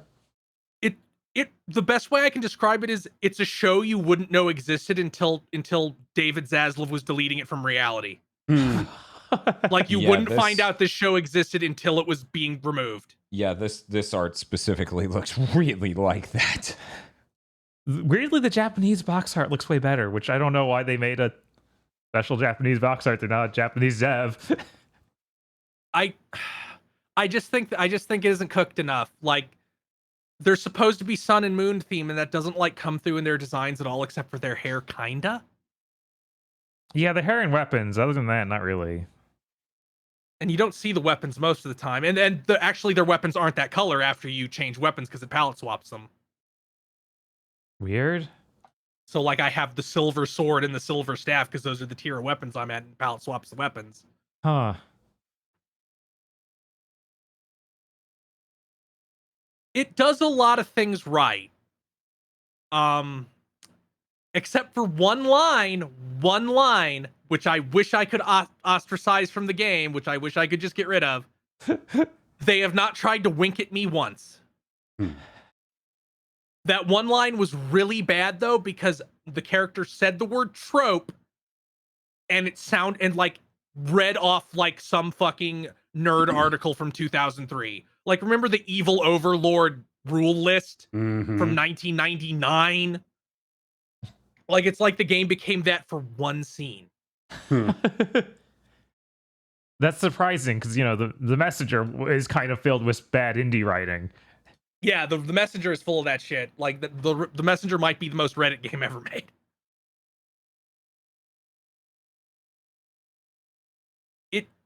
It's really derivative, but it manages to I think this might be the best throwback RPG I've ever played. But I am very critical towards throwback RPGs. Like, I've talked about how I despise nostalgia for the DS many times. Mm-hmm. I don't really like Bravely Default at all,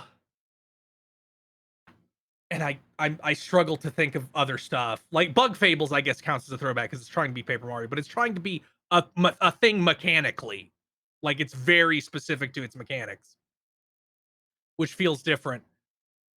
But man, I wish this game had a little bit more of a mechanical identity. It really is just Chrono Trigger fused with Super Mario RPG.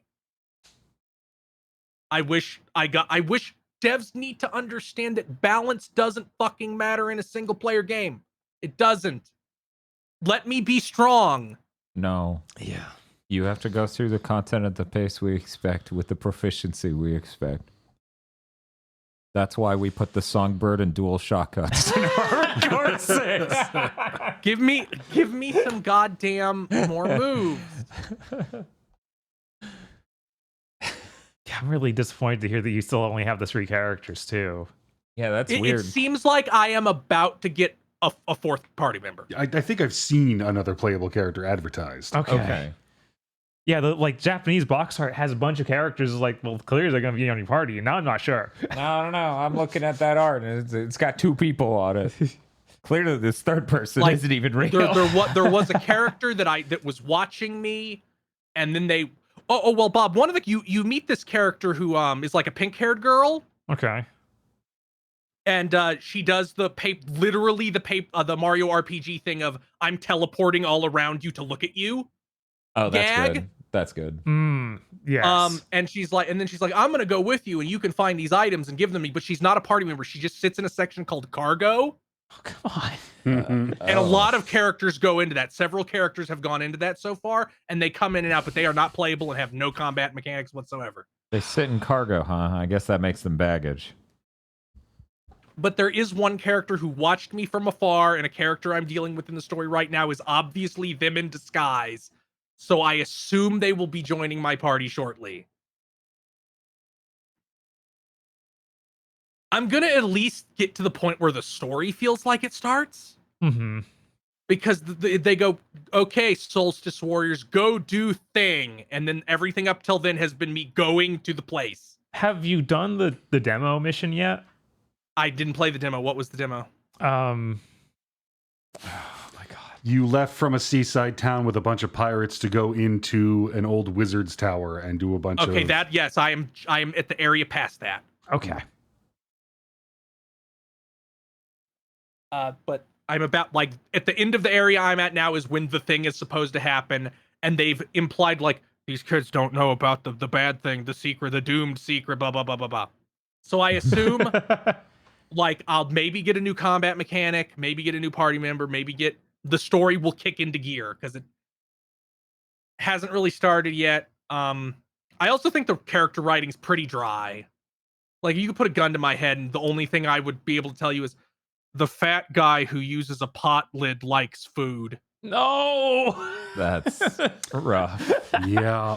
I couldn't tell you a character trait to any of this, because they write that thing where it's like, well, we were at the RPG Hero Academy for 10 years, and I'm like, so you can't have interests or be different characters.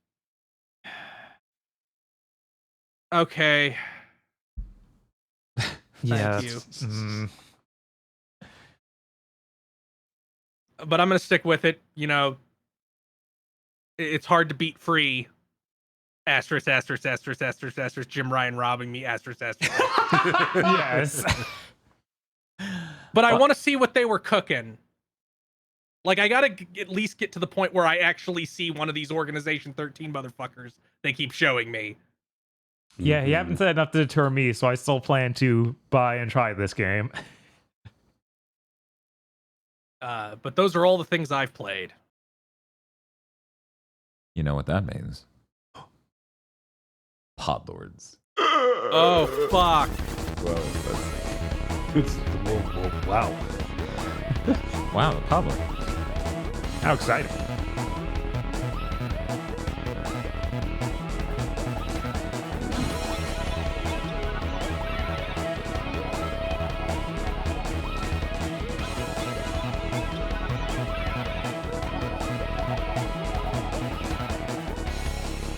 Yes, that's right. The Podlords. Podlords such as BN12, E. Lee Broyles. I'm doing it again. Bountiful blessings to you all. No! A cornucopia of cursed. Red Blaze 27, Suzu Shiro.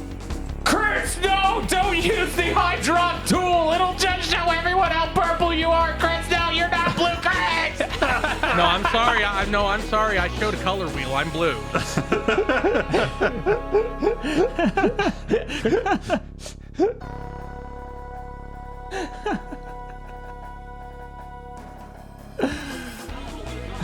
One Under One Shades of Wonderful Remastered. WTF, Spider-Man. Me before playing Armored Core 6. It's okay. You can do it. I believe in you. Me after playing Armored Core 6. How are you this bad, lol? Get good, loser. Just as all life forms are designed to return to crab, all mecha is designed to return to gun tank.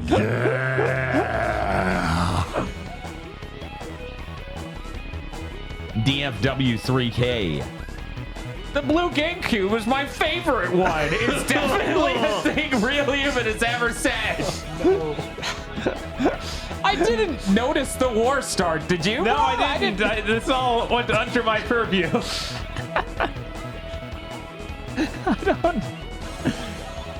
Even when things seem like they're going completely against anyone's possible plans, he's like, no, this is part of the plan. Oh my god. Oh, very different Bleach movie trilogy than I remember. Oh. Oh my god. Oh man, I like that's it. That's the next Star Trek series, right there. I would watch a Star Trek series where Troy Baker was the main captain.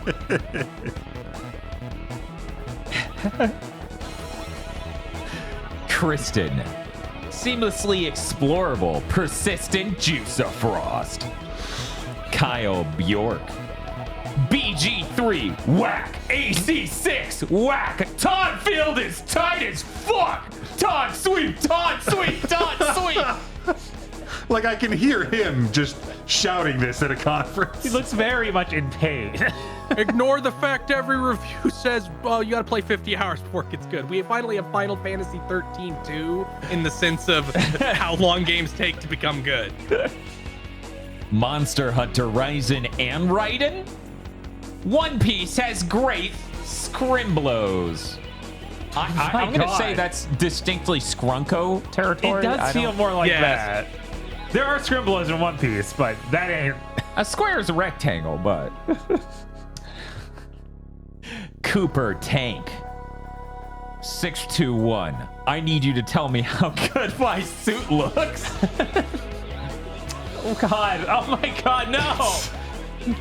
This is a whole genre of human endeavor that should not have existed, and for that, I believe we will be damned.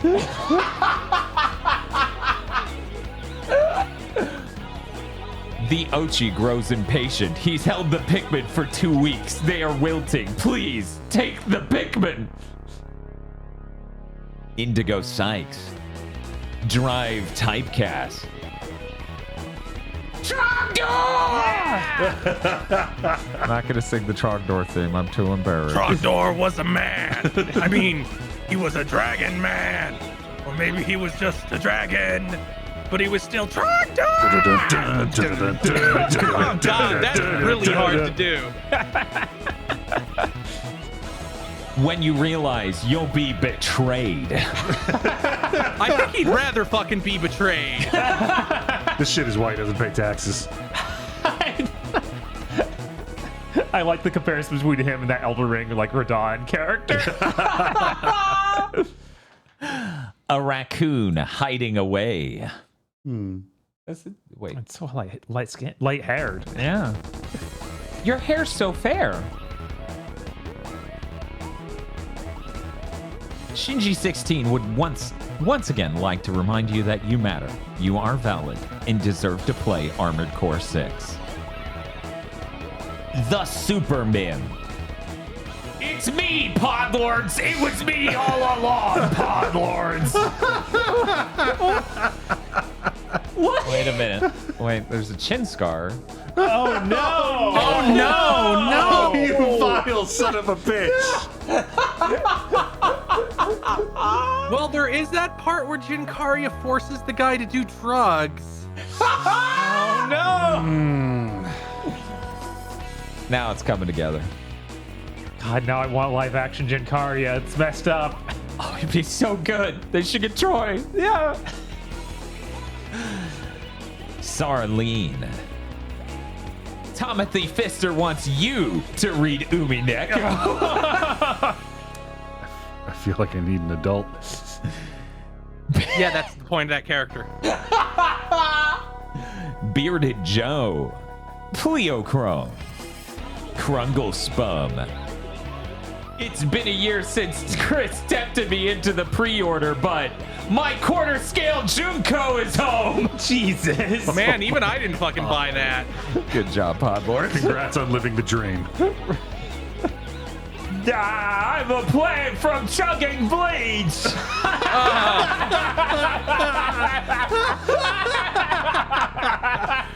God, if you're under like 27, this is all incomprehensible.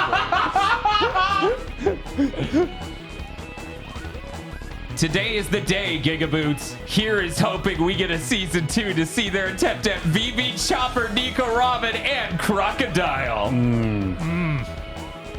I'm excited. I'm insanely excited to watch this thing. Can't wait. Arc Seaside, Noodle. Wait, let's soak and cook.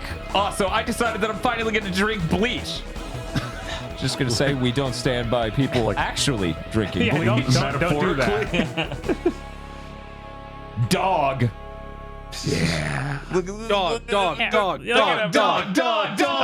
Dog.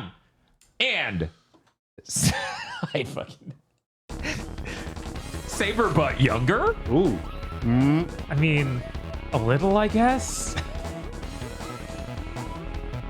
Thank you very much to our dog lords. Thank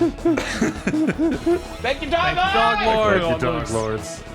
And if you'd like to become a dog lord, go to your local Pound or Humane Society today and adopt a dog. They need your help because we live in a horrible society where the time they're allowed to stay there is measured in seconds.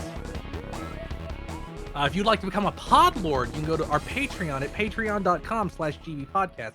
For as little as $5 a month, you get access to many benefits such as early access to Chugging Bleach and Pokemon Go to the Movies, our 2 monthly anime review podcasts. You also get extended content and cut content from other shows and content we do when indeed such things exist for you to be given.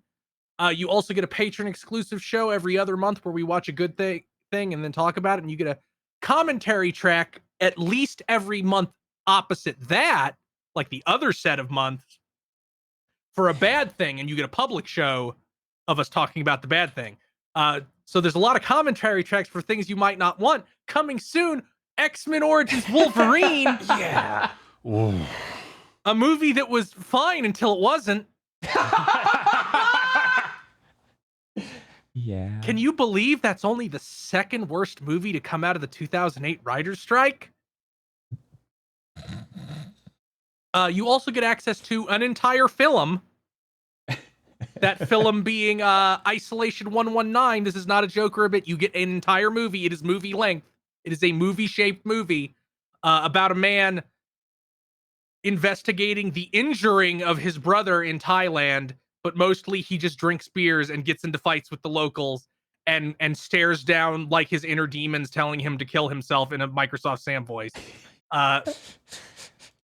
That's very funny. My inner demons also speak in a Microsoft Sam voice. That's because they're mostly in Windows. I think those are just like those are external. I think they're just demons. Oh. That's patreon.com/GB podcast. And if you don't have any money, it always helps us immensely to tell your friends. Rate us on Thursday. Rate us on your favorite podcast app of choice. Like this video on YouTube. Watch our Final Fantasy 16 video and pass that around if it did anything for you. It sure took a lot of time and effort.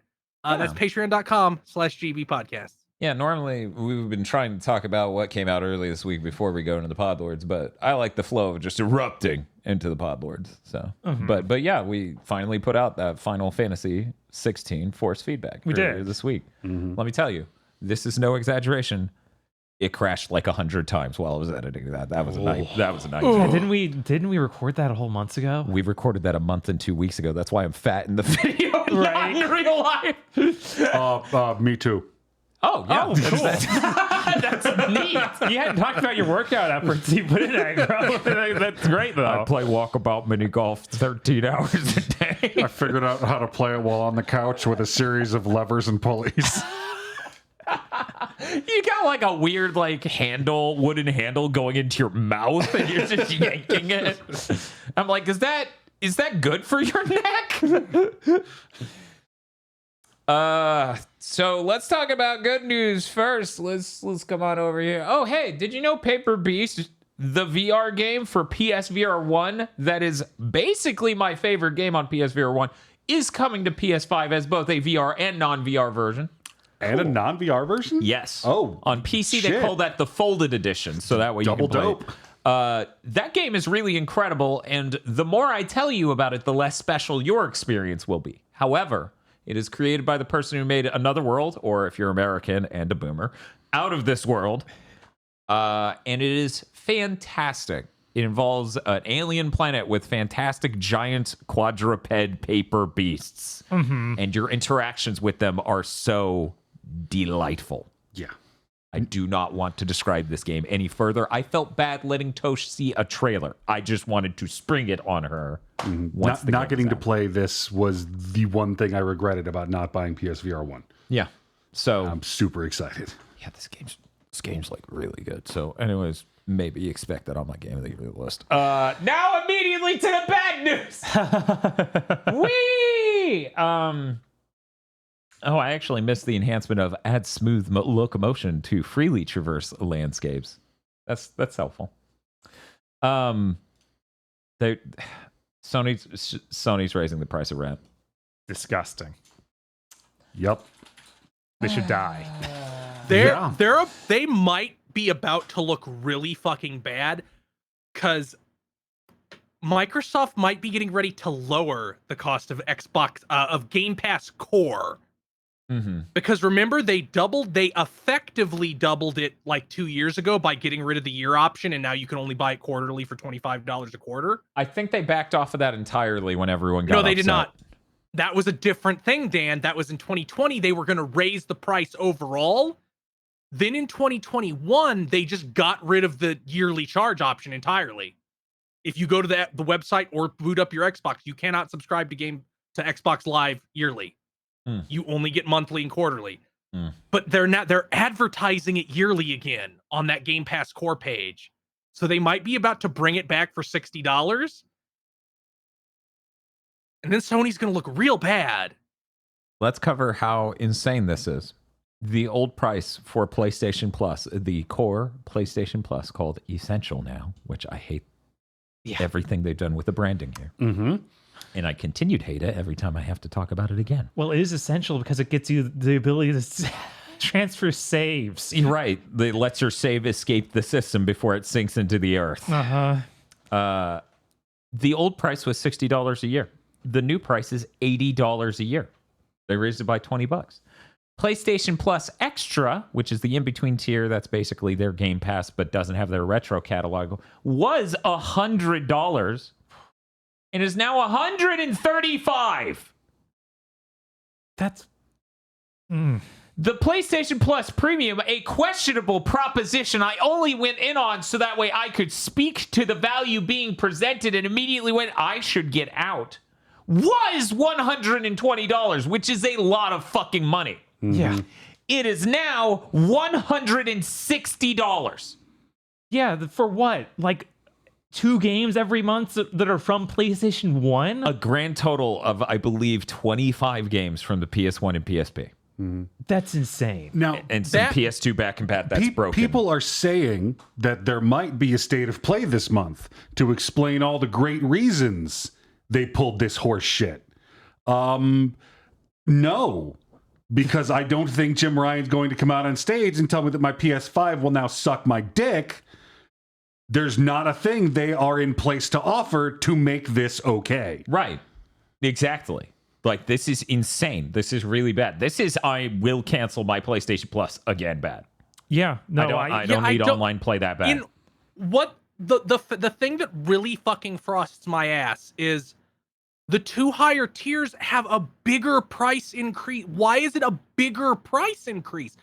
Why is it $40 more a year? And like, at least it would make sense if it was $20 across the board. Because they're stupid and they just applied a 30 to 35% price buff to all of these equally. And it is like, sir, your price originally for the top end was $120. Right. That does not need a 33% buff. You're insane.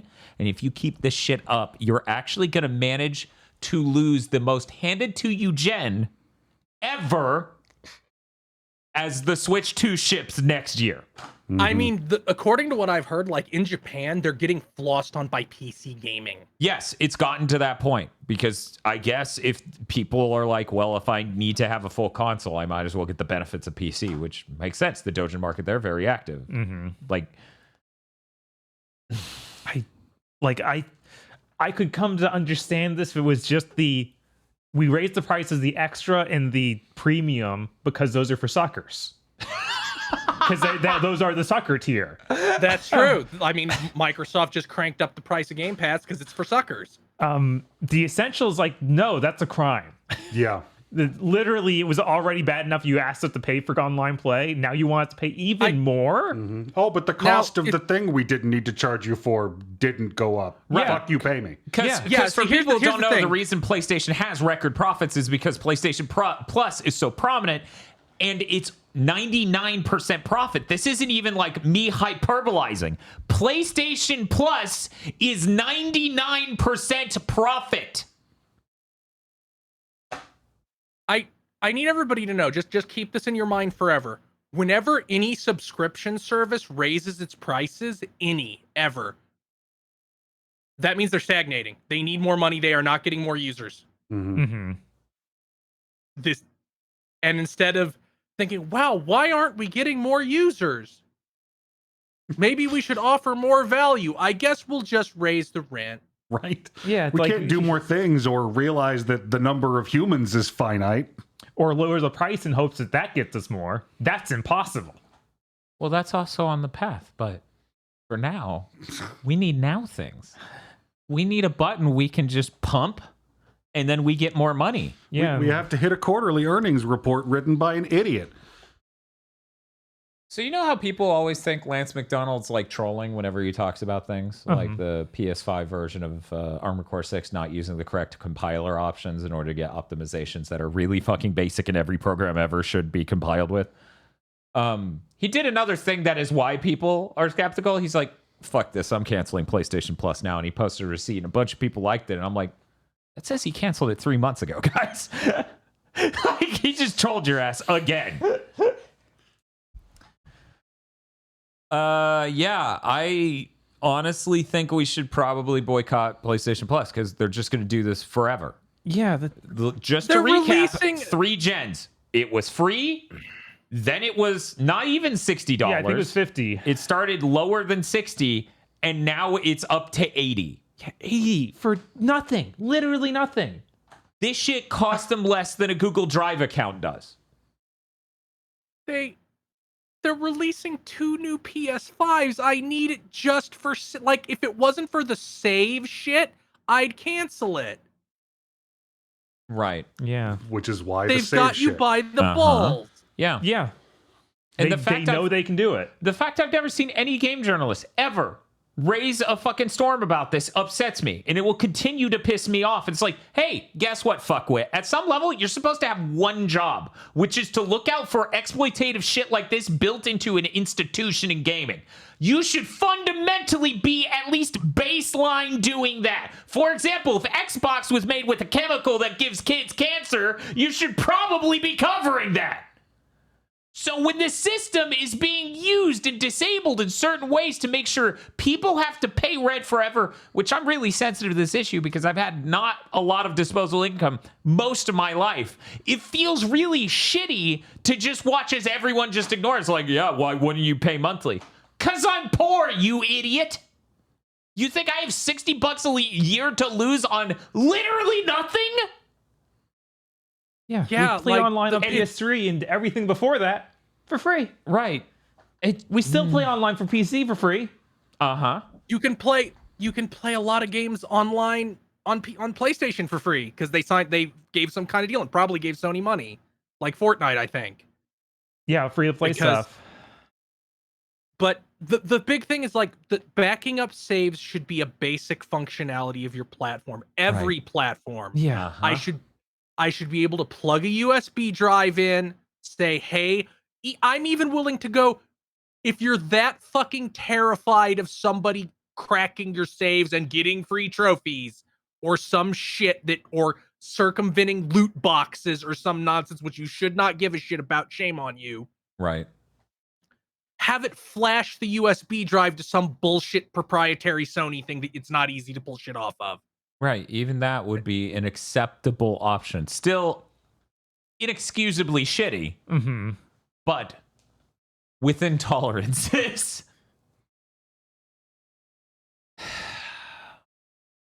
Yeah, and like this isn't something new they would have to invent. The PS4 did this. The PS4 can back up saves onto USB. It's not hard. Mm-hmm. It's data. Just put it on the fucking drive. Yeah. Christ. And Steam, again, Steam does cloud saves for free. Yeah, Right. all these features It does are it without offered you even elsewhere. setting it up or ever talking to you. Half the time, sometimes I'll boot a game after a decade on Steam and be like, here's your saves. I'm like, what? Yeah. Yeah. It's incredibly simple. Did you know cloud storage is cheap as hell? Yeah. Crazy. It's so frustrating to see them be like, we offer it because we provide servers or something for online play. It's like, you don't do that though. You pretend that you are Right. offering a better experience, but you literally are not. You're doing nothing. They have a server that handles the names and helps you hook up to your friends. It's like, yeah, but that's not hosting the game. No. That's you running your console's infrastructure, which is implicit, a task you must do when I bought your fucking console. Yeah. Yeah, like it's, guys, like download speeds, sure. But I give you money for the thing that I bought digitally in exchange for those download speeds. So you don't get credit for that. Mm-hmm. But download speeds aside, you guys don't offer a better online experience than Nintendo, and Nintendo charges $20 a year. Yeah, I'm trying to think if Sony does any feature that Nintendo doesn't. I guess they have the share play thing where you can have someone jump into your game. It will pretend it's local co-op. But I think that's it. Is that it? Nintendo still doesn't do voice chat, right? There we go. Okay. Nintendo is archaic. They are. Don't you guys have VoIP? phones?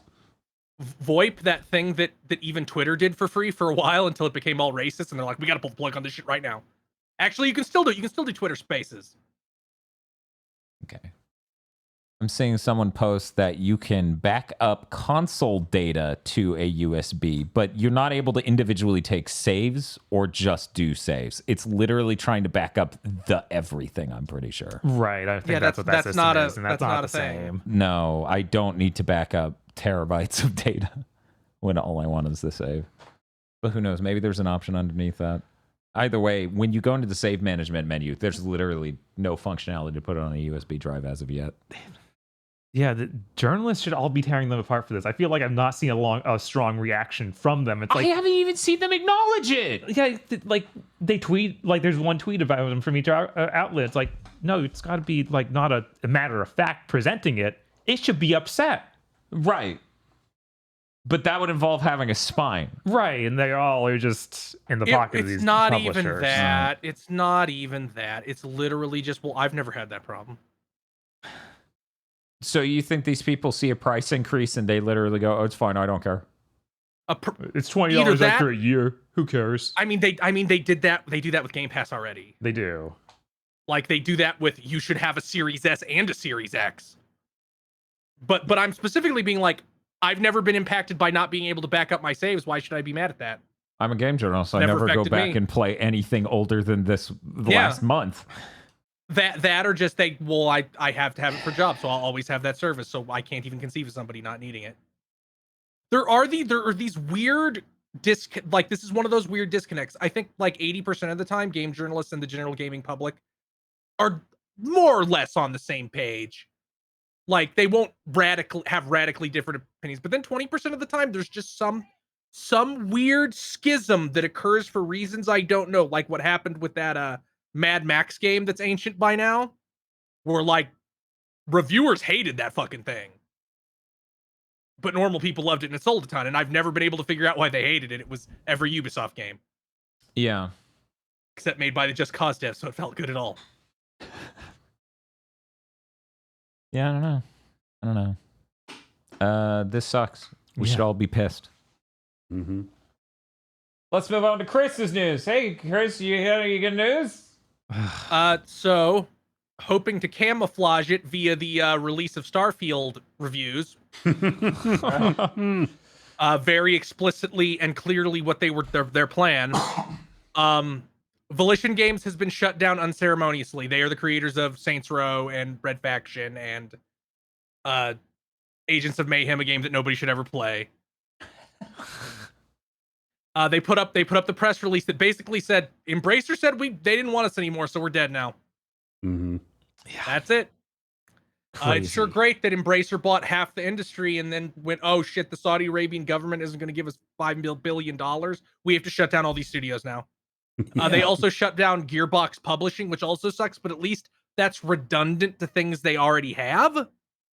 Right, because it's not Gearbox main, it's Gearbox Publishing. So, which it's funny. I actually did one of the podcasts I listened to. Somebody immediately called that out as something they would probably cut jobs from. Huh? Yeah. It's publishing. Right. Yeah. So on one hand, man, corporate consolidation is really great. On the other hand, what is the name of the fucking review site for employers? Glassdoor. Glassdoor, I think. Every Glassdoor review you read for Volition's like, yo, this studio's fucked. Yeah, but like, who knows if they were actually unprofitable or if it's just like you're not making enough money. Goodbye. They did come out and say that new Saints Row fucking lost all the money. Right. I don't doubt it either. That clearly wasn't like I didn't see anyone talking about that. I mean, the literal financials literally came out as like it lost $100 million. Right. So from that angle, I guess it makes sense that they're not allowed to limp along anymore. But you'd think that you'd be like, no, your problem. Like if we look at the games they released, their problem is obviously this, which we can easily fix with good leadership, telling them to do this and then forcing them to do that. Yeah, who knows? Like if Volition had been, if somebody had gone from Embracer, had gone to Volition and say, here's Unreal 4/5. You're not making your own engine anymore. You're going to use this and you're going to make games roughly the size of Saints Row the Third, and we're going to try to ship them every 2 to 3 years. That'd work. That would have worked. Were they already working on this current Saints Row before they were bought by Embracer? No. I'm almost certain, because that would have started after Agents of Mayhem came out, and I don't think they got bought till like 2019, 2020. I was just trying to think of, like, they were told to make this by Embracer and then it was bad, so they had to shut it down. I don't think that's it. I think it was just, man, Agents of Mayhem didn't fucking work out at all. Yeah.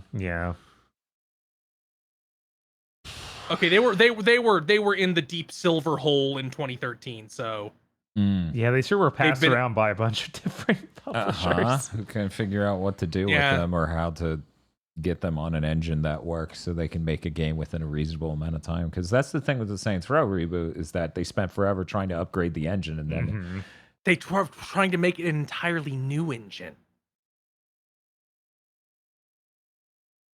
And like, that's why there's not good weather effects, because they only got like one working. It's why driving feels bad. It's all this shit. And that game still took them 5 years to make. And I'm like, guys, this isn't significantly bigger than the old ones, nor does it look better. Right. It really doesn't. Like, what did you bring to the table with all that time?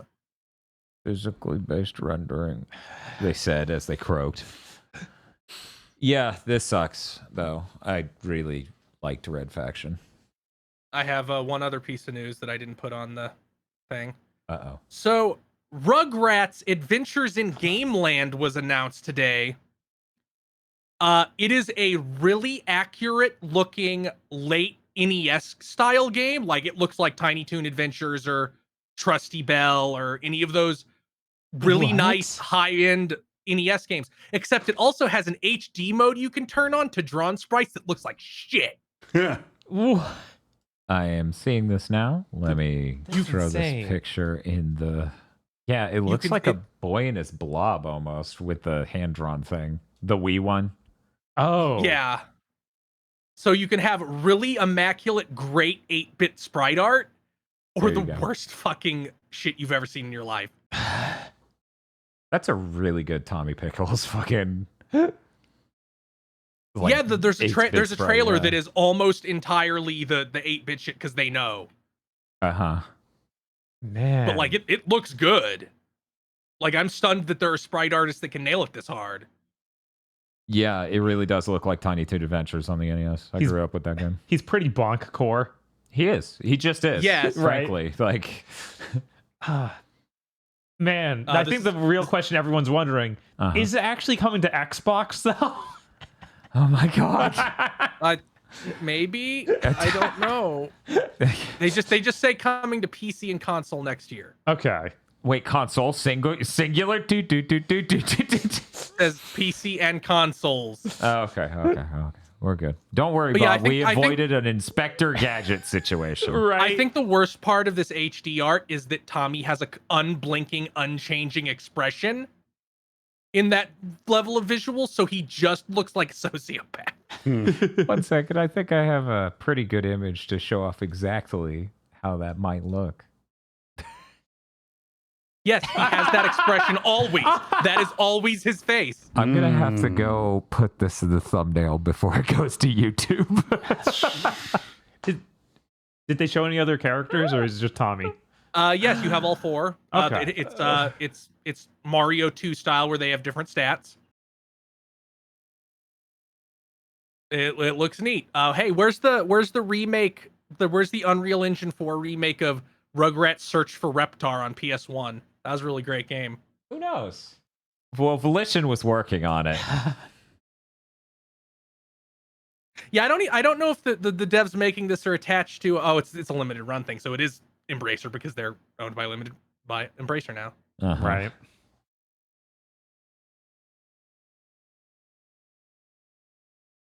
That was all my news. There's nothing else. Okay. So, hey, Aggro. Hey. You want to talk about news? So this past week, Baldur's Gate 3, their first full patch entitled Patch 1, went live. Good title. The patch notes on this thing were so fucking long, they exceeded Steam's Community Hub post character limit. That's great. I cannot fucking wait to play this Rube Goldberg machine of an RPG. I went to it myself and scrolled down and scrolled down and scrolled down and scrolled down. They were like, there's a link to our website. Please read the rest of this insane diatribe.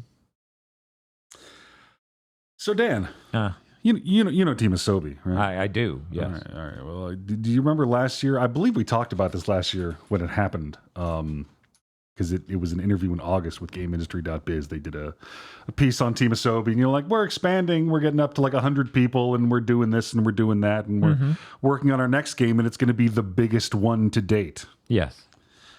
So Sony has filed multiple trademarks in Europe for Astrobot as related to interactive software and video games. I'm surprised they didn't already have that. I guess they just needed fresh ones. Not really sure what the deal with that is, but every source I looked into on this was like, no Astrobot game.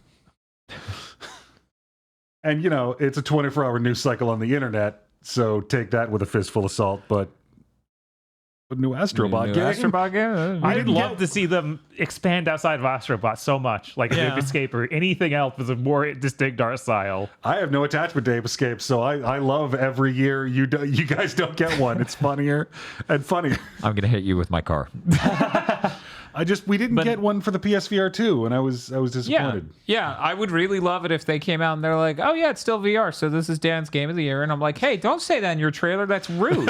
True, but rude. Yeah, they could at least port the old one. That might be what the licenses are about, just getting the old VR-based one onto the new VR. Yeah, because every time I look into it, like every week, there's another PSVR 1 game getting ported over. Right. Like Paper Beast. Paper Beast is coming, I think, with like a Fisherman's Tale or whatever it's called, hit today.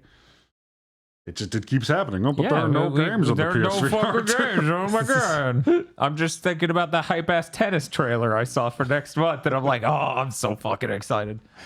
Anyway. So, you remember, speaking of Baldur's Gate 3, how Baldur's Gate 3 on the Series S does not have split-screen co-op because the Series S is a boat anchor? Yeah.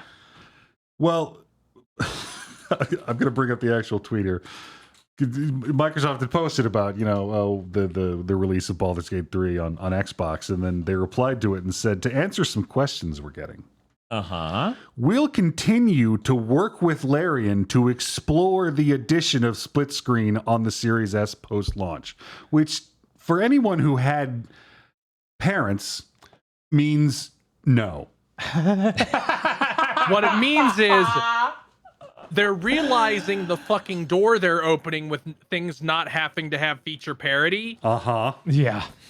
And they want to try and reduce the likelihood of 2 years from now, the Series S is just objectively the shit box. Man, Yeah, they're going to pretend they're working on it forever. Like, That's- this wasn't Larian going like, oh yeah, we're going to, like, no, we're going to work with Larian to continue looking into the possibility of maybe convening a committee to look into the environmental impacts Yeah, of... and then 6 months from now, Larian will look at their sales on PS5 and look at their sales on Series and go, we're done working on this Xbox version. Yeah, they really got a specific situation here with the whole not wanting. It's really weird. It reminds me of, like, you would hear stories about Sony last gen towards the end of them not wanting crossplay at all. And they would just be like telling one developer one thing and then telling the smaller developers another. And this is literally Xbox mask off doing that because Baldur's Gate sold so well. Yeah. And it's not something as secretive as crossplay. This is, does your game have to be the same game on both? We start seeing like PS2 to PS3 level downgrades. and only now does my brain put together the Family Guy joke of the acupuncture needles next to the poison darts and the Series X next to the Series S. You think you should keep those boxes next to each other? What are they? Man. I can't tell the difference. What the fuck is Microsoft gonna do if Sony comes out in like a month and goes, PS5 Lite disc 400, PS5 Lite discless 300? Like, what are they gonna do if they get undercut on that? Dude, I don't know. Because they're raising the price of the Series S. Because they're giving it a bigger hard drive, sure. But it's obvious from the fact the Series S has been on fire sale for the past 6 months. They ain't making that tiny hard drive one anymore. So the Series S is gonna be $350. Yeah, they're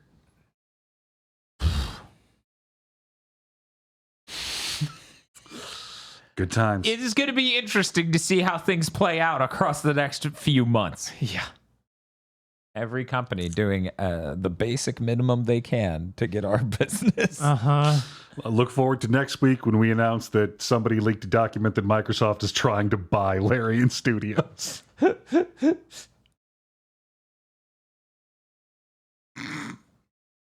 have altered the deal. Let's move on.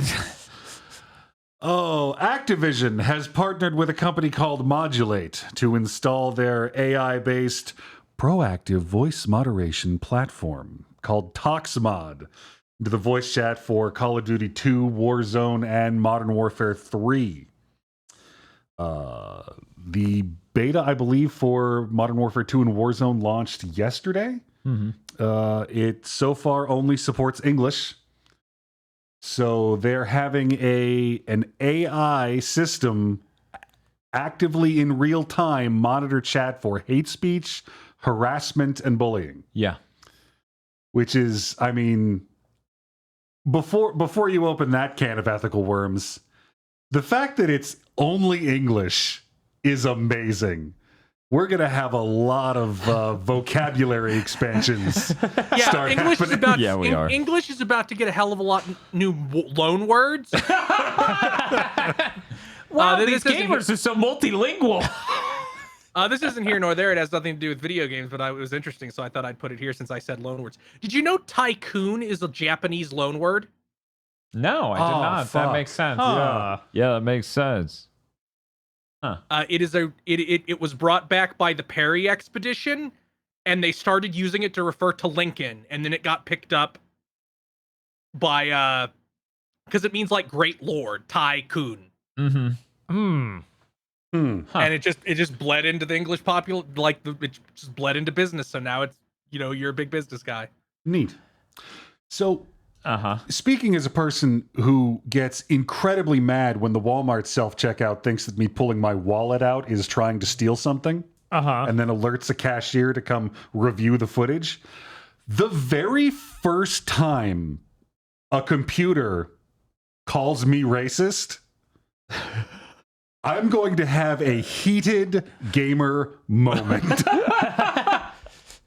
I mean, hey, Activision, you better remove frag grenades from your game, or you better have the best voice recognition in human history. That's soft R. It'll get you every time. Aggro, you look so imposing as a figure. You pull out your wallet, and the Institute thinks you're committing a crime. That's impressive. Yeah, for a white guy. Yeah. Yeah. Oh, that was implied, just to be clear. The Institute is always ready to fire elsewise. I cannot wait for because they're not going to release them, for somebody to get in and get the stats on this thing. Oh, yeah. Like, That would I be want to see the delightful. breakdown of who it's flagging, what it's flagging them for, and how that breaks down by accent, region, race. Like, wow, this thing really hates Appalachians for some reason. That's crazy. Like, we've Crazy how that detected works. you have a Hispanic accent. Ban. Oh, shit. It's like I almost couldn't understand you. You must be saying nothing but slurs. Right? I haven't heard a recognizable English word in 10 phonemes, so you're clearly trying to circumvent the system. There's only two ways this can go. And one will become the other rapidly. Either one, it does nothing, or two, it works really well and starts hurting their bottom line, and they lobotomize it and it does nothing. I keep saying this, like, every time games like this come out. These games are designed the same fucking we hired a psychologist to make our game more addictive fucking Skinner box shit is also what makes people act like psychopaths on voice chat. You built it into your game. You built it at a core level into your game.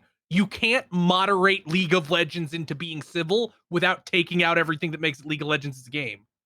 So all of these attempts are always just going to be pointless because you're never good. Because to do it, you'd have to moderate so aggressively it would hurt your bottom line. Yeah.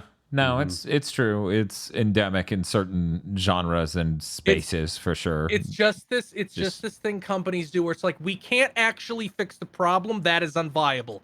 What we can do is show motion related to the problem and frame it as us getting ready to fix it and hope everyone forgets forever. It's what every large American corporation did with HR. It's like, well, we hired a third-party company to do it, so it's their fault. It's fucked. Yep. You can outsource fucking up. Wow. Yep. It's very efficient. Well, I remember reading a little bit of them leaning into, like, oh, we're going to deploy that with the game. And I'm like, that's going to go great. And I didn't realize the beta was up, so it's already, like, out there. That's amazing. Very excited to get more stories about that. Bob, I hear you have some more stories. There are more stories.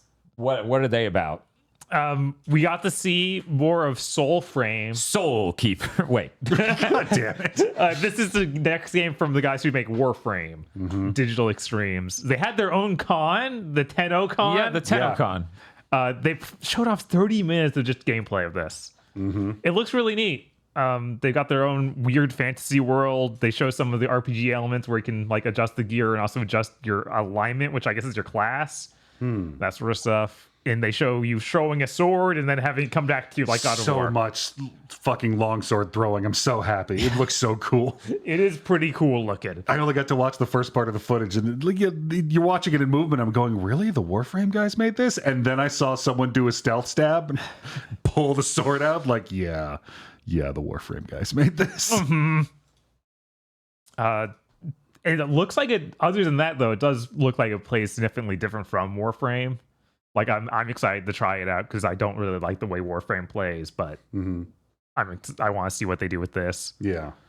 And it is still co-op. Like, they show a good bit of, like, 2-player in there, but it seems like a less segmented world.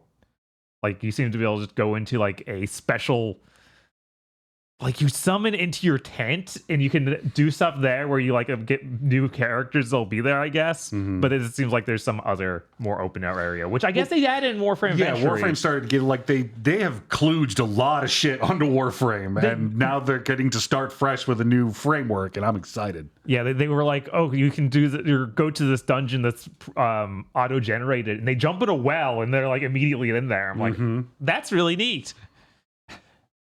So that looks cool. I definitely was checking out this footage. There's 30 minutes of it. Yeah. And they have a very unique like world they've made. Next thing, Suikoden remasters delayed till next year, or at least out of this year. Okay. We don't maybe they're all the way off of 2025. I don't know. We at least know it's not happening this year.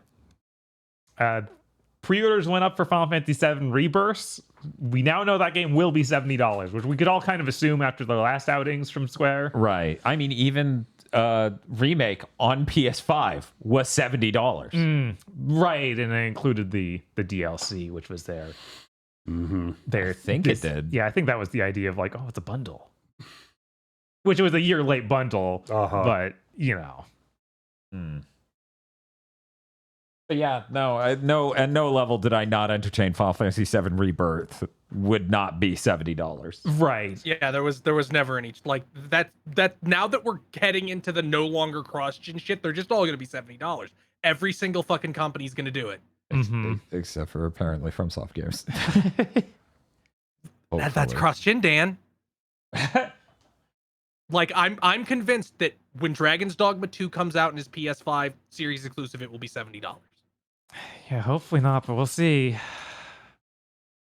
Man, this sucks. I feel like Capcom knows the value of a $60 game selling more copies than anyone. So maybe Dragon. But at the same time, companies are very susceptible. Someone else made it okay, so we're gonna do it. Man,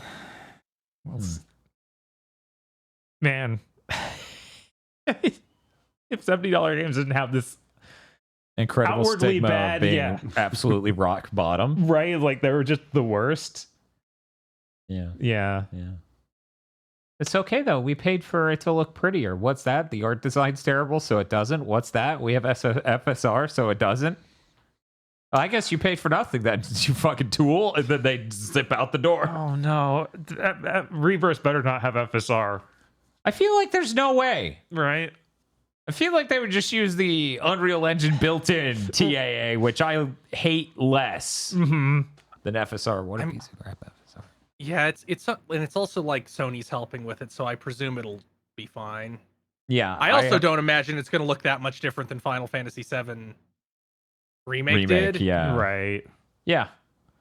Which, thank God, compared to a lot of $70 games this year, that sure looked way better, except for the skyboxes. Man, right. Man, I sure do already. There's only been like 5 next gen exclusive games. I sure do already associate it with particle effects that make it hard to see, and I wish it weren't there.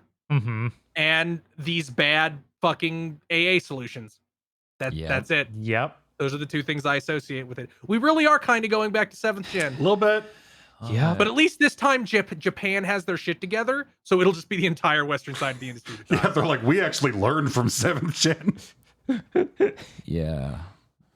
Hopefully that continues. Right. Every time I look out into the distance in Armor Core and see how immaculate everything looks and clean, and they've built these giant superstructures. You think about Immortals of Avium. I think about that, and I also think about Final Fantasy VII Remake, where it's like, why is there a JPEG that's 200 pixels wide for the entire sky? Well, Bob, you're playing it on your PS5, so it's a PS5 game now. Oh, obviously. All right. You're right. That's why your game runs better than my game. Let's move on. Yeah. Let's see. Beyond Good and Evil 20th anniversary has been rated by the ESRB for PS4, PS5, Xbox Series, Switch, and PC. So that's probably happening, but we don't have, like, they haven't actually confirmed it. Does anyone feel good about this announcement? They announced it, and it's just, there's so much baggage, and it's just like, shut the fuck up. What are you? I don't know. They really shouldn't have. They spent like 10 years not making that sequel. And then the I guy's don't no even think longer with the how long company. ago was it? It was like 2015 or something. I don't fucking know. It's been a very long time. It's been forever. And When they was won't... it announced? It was only announced in 2017. It's only been 6 years. Oh, it's only been 6 years that it's living You know, on in this undying. if we don't account that original teaser they did in 2008, which I think is insane to try and do. The game obviously never entered any form of real development then. Yeah, that was insane, but it's another layer of like, can we fucking just stop? I don't know. I think it's neat to actually get the old game on the new platforms. Like Yeah, that's I've never good. even played it. That's my Like- blanket response to everything, but in this specific circumstance with 20th anniversary, here's this thing we very much care about. I'm like, You see, No. they have to release this because they need to know if they should actually finish making Oh Beyond my Good and Evil 2. God. Oh no, that game's not coming out. We somehow missed this. The creative director of Beyond Good and Evil 2 passed suddenly like 2 months ago. Oh. yeah. Jeez. So I don't see that. I can't imagine they'd be trotting it out, being like, look, we'll survive. We have these games. We'll live. They'd be doing that by now if there was anything they could show us. Yeah, that's true. Maybe they will announce this because this is just a leak from the SRB. Maybe when they announce this, they will have a new That would thing be about nice. say about 2. That would be nice. Because that's the only way you can actually do the announcement. Mm-hmm. When the day that was announced, that was when I would go watch Giant Bomb's E3 coverage, because they would do it every night, like we tried to do once and then realized that was stupid and made no sense and made us miserable. And they had the McElroys and they had a bunch of people. I've never seen an entire group of game journalists look at a trailer announcement and go, that's not real. That's never coming out. Yeah, usually they bite their tongue and they Right. don't say that quiet part out loud. Or they're just too dumb and get fooled. This was like 12 people going, this is obviously never coming out. They threw away the chance to make like a linear, rationally scoped thing that everybody would love to try and make another gigantic open world IP. And now, and it's just never going to happen. Yeah. Let's move on. Yep. Acquire, the guys who make Octopath and a lot of other games like Tenchu in Way of the Samurai and things that haven't Do been they touched. make those? Do they? Look, they made a Way of the Samurai spinoff like a year ago or 2 years That's ago. true. They announced a new game, self-published, called Ancient Weapon Holly. It's going to be on PS5 and PC next year. It's a top-down roguelike dungeon crawler where you set traps. You play as like this evil magical girl that has whip arms. Chat is now interested. Yeah, I'm really sad to see them being like, yeah, we'll make a roguelike. Because that's what the Way of Samurai thing was, too. It was another top-down roguelike. And this is more dungeon crawlerly, where it seems like everything's panel-based. Right. So I'm probably not going to even play it, but Oh, really? yeah, it's neat to see them self-publishing, though. Good on them. They got something. They should make a new Way of the Samurai. They should make a new real one. Not that thing they should. did. Not that bizarre thing they did, yeah. It can't possibly take that much money. Those games have No. always been insanely cheap. Right. You just need a publisher to give them $50. That thing's going to be the new, like, surprise hit of the year if they just make a new one. Thor High Heels and GigaBoots will see to it. Everyone will know their name. We got a release date for Aki and Street Fighter 6. She comes out September 27th. So end of next month. Isn't it AKI? Let me just check. They have periods in there, right? Sometimes they put the periods, and I don't think it's required. Oh. I don't know. That's not her name. Whatever. I was just asking so I could type it in. Go. Okay. Yeah, she's the snake girl we talked about a while ago. They actually showed gameplay footage of her now, and she literally moves around the battlefield like a snake. Like she does this little slithering on the ground. And like wraps up around people and coils them. It's really interesting. I think that's cool that they put this much animation work into it. I didn't expect her to be that weird. We put so much animation budget into these freaks. Another dev studio is shutting down. Oh. Me Games.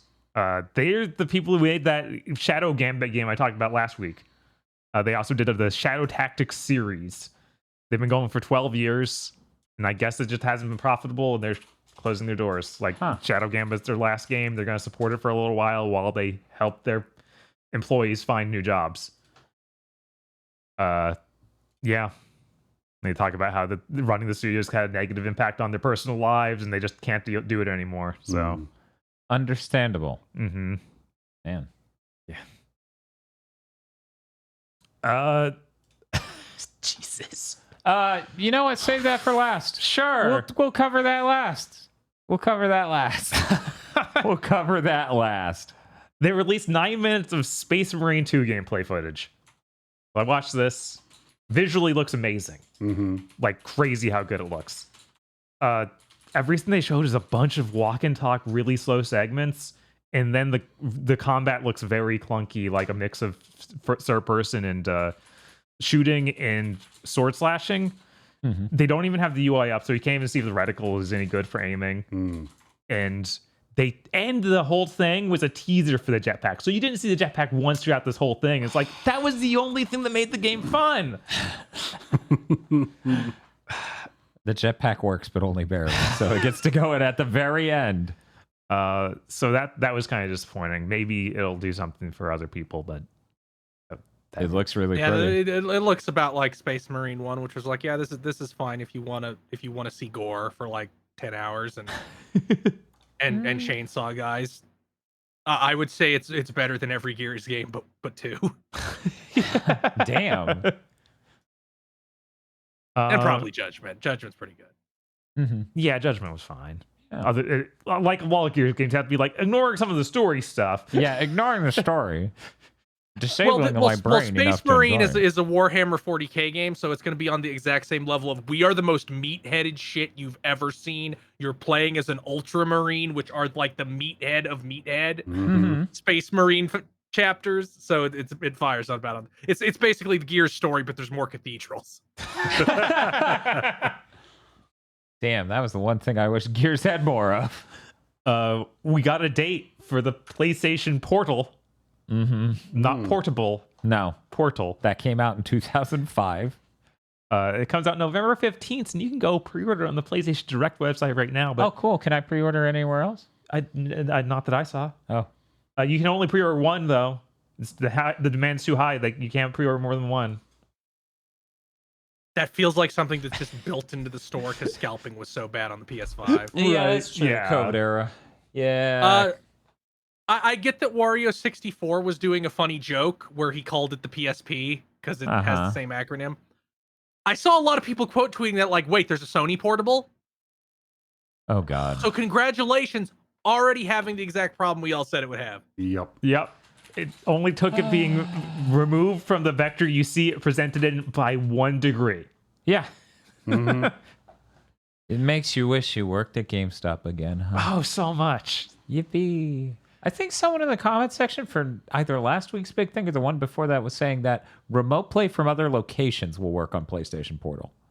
I wasn't sure of that. The way they always presented it sounded like it needed to be on your home network. Yeah, with your PS5. Right. Like it sounded just like they specifically said it would not do Right. that. But the thing is, remote play did do that. Right. That's my understanding of the Portal. Is it streams as long as you're on Wi-Fi, it'll stream from anywhere. Well, see, clearly we're all very confused about this. I should buy one. I'm gonna go pre-order. No! We got a Super Mario Bros. Wonder Direct. One Direct. One Direct, yes. Oh, neater. I'm wondering why they did this. As always, these are done before the game comes out, so they can spoil almost everything in the game. Right. That's the point. Right. So I'm not going to say everything that was in Direct, but I'll play in some highlights. I'll tell you, I didn't care about this game before, and I do now.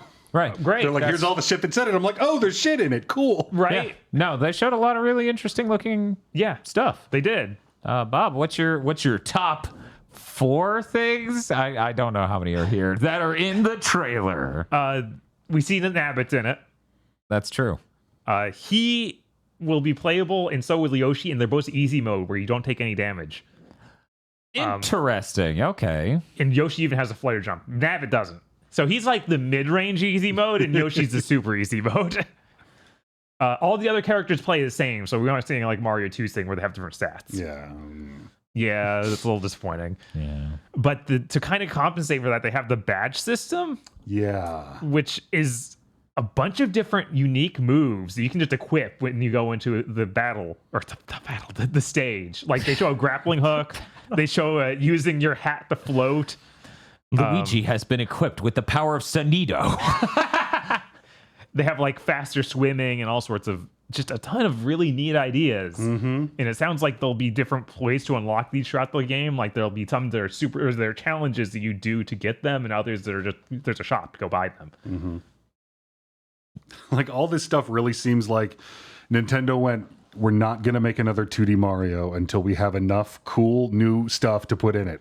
And they've just been piling this shit in a drawer somewhere for the last 10 years. Yeah, and it literally has been near that number because Super Mario Bros. U came out, or new Super Mario Bros. U came out so long ago. Right. And they only ported that to the Switch. We haven't had Like a that new didn't 2D gameplay. That didn't Mario. add stuff. Right. So obviously, even since that then, game came out at launch with the Wii U. It's been 11 years. right. So With the they've 2D had Mario. they've had time. They showed a lot of the new power-ups you get, which are really cool, like a drill suit where you have a drill on your head and you can drill into the ceiling.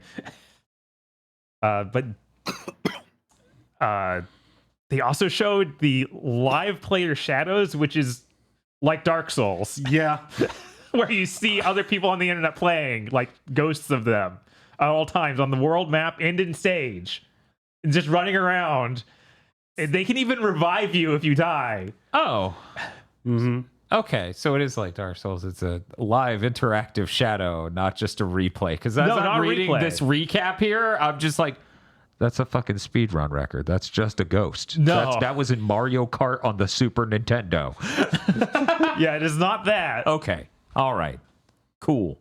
That actually sounds really sick. It looked really neat. And you can also make a room with your friends, so you can just do that sort of thing online. I guess all of them will display as ghosts next to each other because you don't interact with each other. Oh, that's really good. And there are some levels you can do as a race, and other levels you can just play through normally.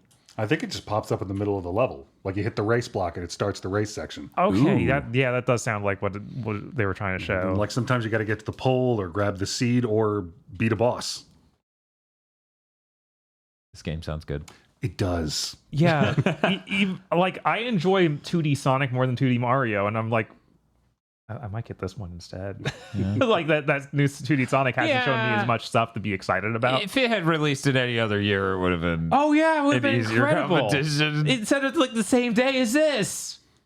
Yeah, I think it is literally the same day. And Nintendo has that voucher shit, so I'm like, well, I'm buying Super Mario RPG anyway. Oh God, they still have the voucher. That's still. Yeah, that's how I'm pretty sure they're still doing But voucher wait, shit. isn't Super Mario RPG Remake 50 instead of 60 even? I thought that game was actually a lower MSRP, which was kind of staggering.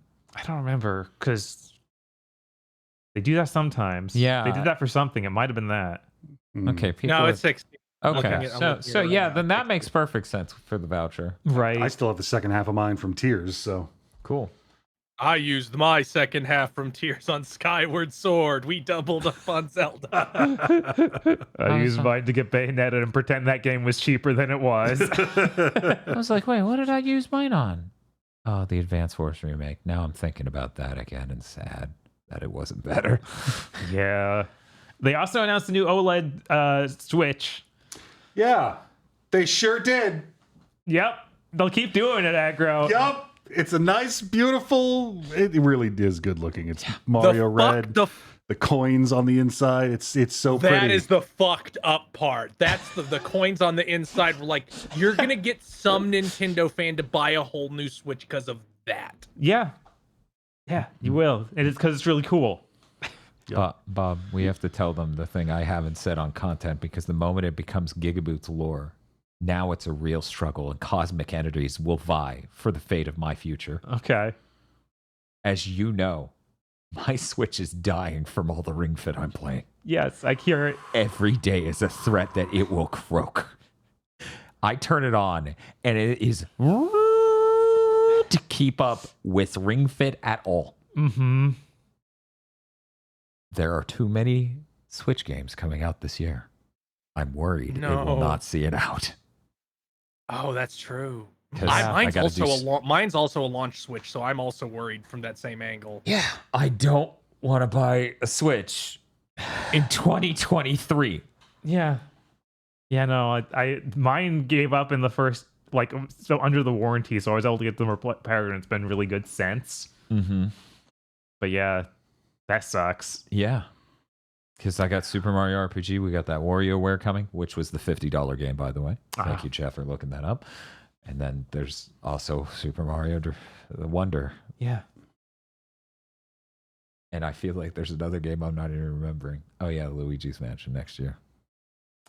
Yeah. At least that's next year. Do you think they're going to make a Switch for Luigi's Mansion? Probably not. Yes, probably. It's the bad Luigi's Mansion, though. Do you think it's going to be purple for no fucking reason? Yes. Yeah, it probably will be purple, aggro. A WarioWare Switch would be really good. That'd be tempting. A Super Mario RPG Switch would be immaculate. Dan would kneel for that for sure. Yeah. Neil, I would fold. I would crumple. It just has Gino's color scheme and it's over. Oh. It just it has Gino's face on the back drawn like a Looney Tune, completely flat perspective, just smiling and screaming. And I'm like, I need this. Man. Okay, Bob, you can finally talk about it. What is our final news story of the day? Elder Scrolls 6, announced in 2018, has now officially entered early development. At least they make it a little more clear in the article that they mean full production, not pre-production. If they meant pre-production, I'd be, oh god, we're not seeing this game till 2032. Mm-hmm. Still possible. Yeah, it's still like, even Microsoft said, yeah, it's 5+ years out. Yeah. God, 5+? Yeah. You don't need to make this the size of Starfield. It's a fucking fantasy game. Yeah. Yeah. Todd, sorry, this is supposedly going to be the last game Todd Howard makes before he retires, so I'm sure he wants to cast the grandest spell he can. Mm-hmm. I'm sorry, guys. If you want a moderate size one of these anytime soon, you better start liking how Avowed looks. Man, God, it's so fun being right about Avowed. It is. there's a very bizarre there's a very real likelihood that Elder Scrolls 6 ships after Xbox is done. If that happens, that'll be a crazy timeline. There are so many things down that road. Just like the whole, what happens if Sony releases a $300 PS5? Many disastrous things and good things will come of such disarray. But I think that's it, right? That's it for news. Yeah, That's it. I don't think anything else. Like, I want to say one thing. Okay. So it's part of the GigaBoots lore that they do a theme month and then a new game in the series is announced, because that's happened several times after now. It has. yes. I had a really unpleasant realization. I played all the Saints Row games and Agents of Mayhem earlier this year, and now Volition is dead. I just finished playing all the modern BioWare games, and they fired every single writer, including more since last time. So we have the side of life, which is Dan and Bob, and the side of the seemingly death, which is me, where if I play every game in the franchise, that studio is just gone forever as soon as that happens. As soon as I'm done. I'm sure that people make new Tomb Raider fun, right? Nothing's going wrong over there. Oh no! They're fine Look at that one. Oh no, they're so fucked. It's so over. So when's the Assassin's Creed marathon? Chris, I'd like to interest you in the Ninja Theory Month initiative. That would involve playing Enslaved. But that's funny. No, it's really bad Uncharted. You know what's great though? This is all happening because the karmic balance of how you stream. See, you don't have death streams. You have life streams, and death comes from them. Also, I couldn't play Heavenly Sword because I don't think I have a working PS3 anymore. I thought this was going to be because I don't think my fingers would just keep going on like that. At some point, they would just stop, and I would have to respect that. Are you saying the magic's coming out of balance with this, so we need to get the gargoyles to come suck it or something? The trolls need to come up out of the cave and start humping it. Quick, shove these games in your hole. Jim Ryan? Wait, these are all Horizon. Pay me. Well, that's going to do it for Big Thing this week. Look forward to Wolverine at some point. And also, tomorrow, we're playing Crash 4, a video game that playing it in a stream format will keep me from beating a level and going insane every level trying to get everything in the level. It will be an interesting experience. And I really enjoyed what I did play of Crash 4, so that's gonna be pretty good. If that game is as long as it says it is, then that should be a pretty good stream. But if it's shorter, I'm gonna be sad. If we beat that game in 7 hours, I'm gonna be sad. Yeah, you might be a Crash professional. A Crash professional? Is that like a professional, like Splatoon? Oh God! I was like, what is this, a Subway term? Yes. Hey, Agra, what are you doing in the next week? I'm going to try and put my big boy pants on and finish AC6. That's cool. I'm so proud of you. And maybe we'll figure out the audio problem, which is why you're here in person. But nobody knows. Nobody actually knows that because he's hidden by me. I keep seeing people in chat think they're going crazy. Oh, what the fuck? Chris, what are you killing next? On Sunday, I will stream Goodbye Volcano High, a game that came out on Tuesday. A game that was announced at the first Here's the PS5 show. We were all baffled. They fired their writer for reasons I won't go into that seemed petty and backstabby and snake-like. And then the game got delayed for 3 years, and now it came out on top of Starfield and AC6. So on Sunday, I will stream Goodbye Volcano High. Now, we said that thing earlier about like you played the Strong Bad game and it was so funny that it became less of a playthrough and more of a react stream. Don't you think you'll have the same thing happen with Volcano High? No. Okay. I'm terrified of that game. Yeah, fair. What if it's amazing? This game of the year will get really exciting. Tears of the Kingdom versus Jigsaw in VR versus teenage dinosaurs. Now, I don't want to say like 13 Sentinels, but. Oh my God. That's it. We're done. See you on Thursday, Chris. Goodbye. That's the wrong song.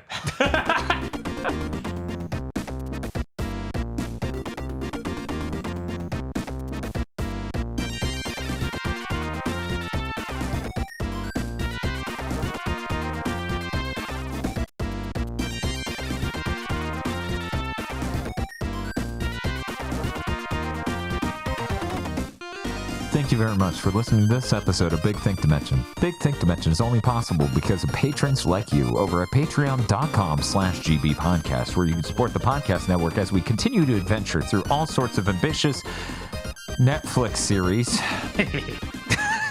live action anime adaptations, Wolverine origin stories that didn't need to be told, and countless other things. That's patreon.com/gbpodcast.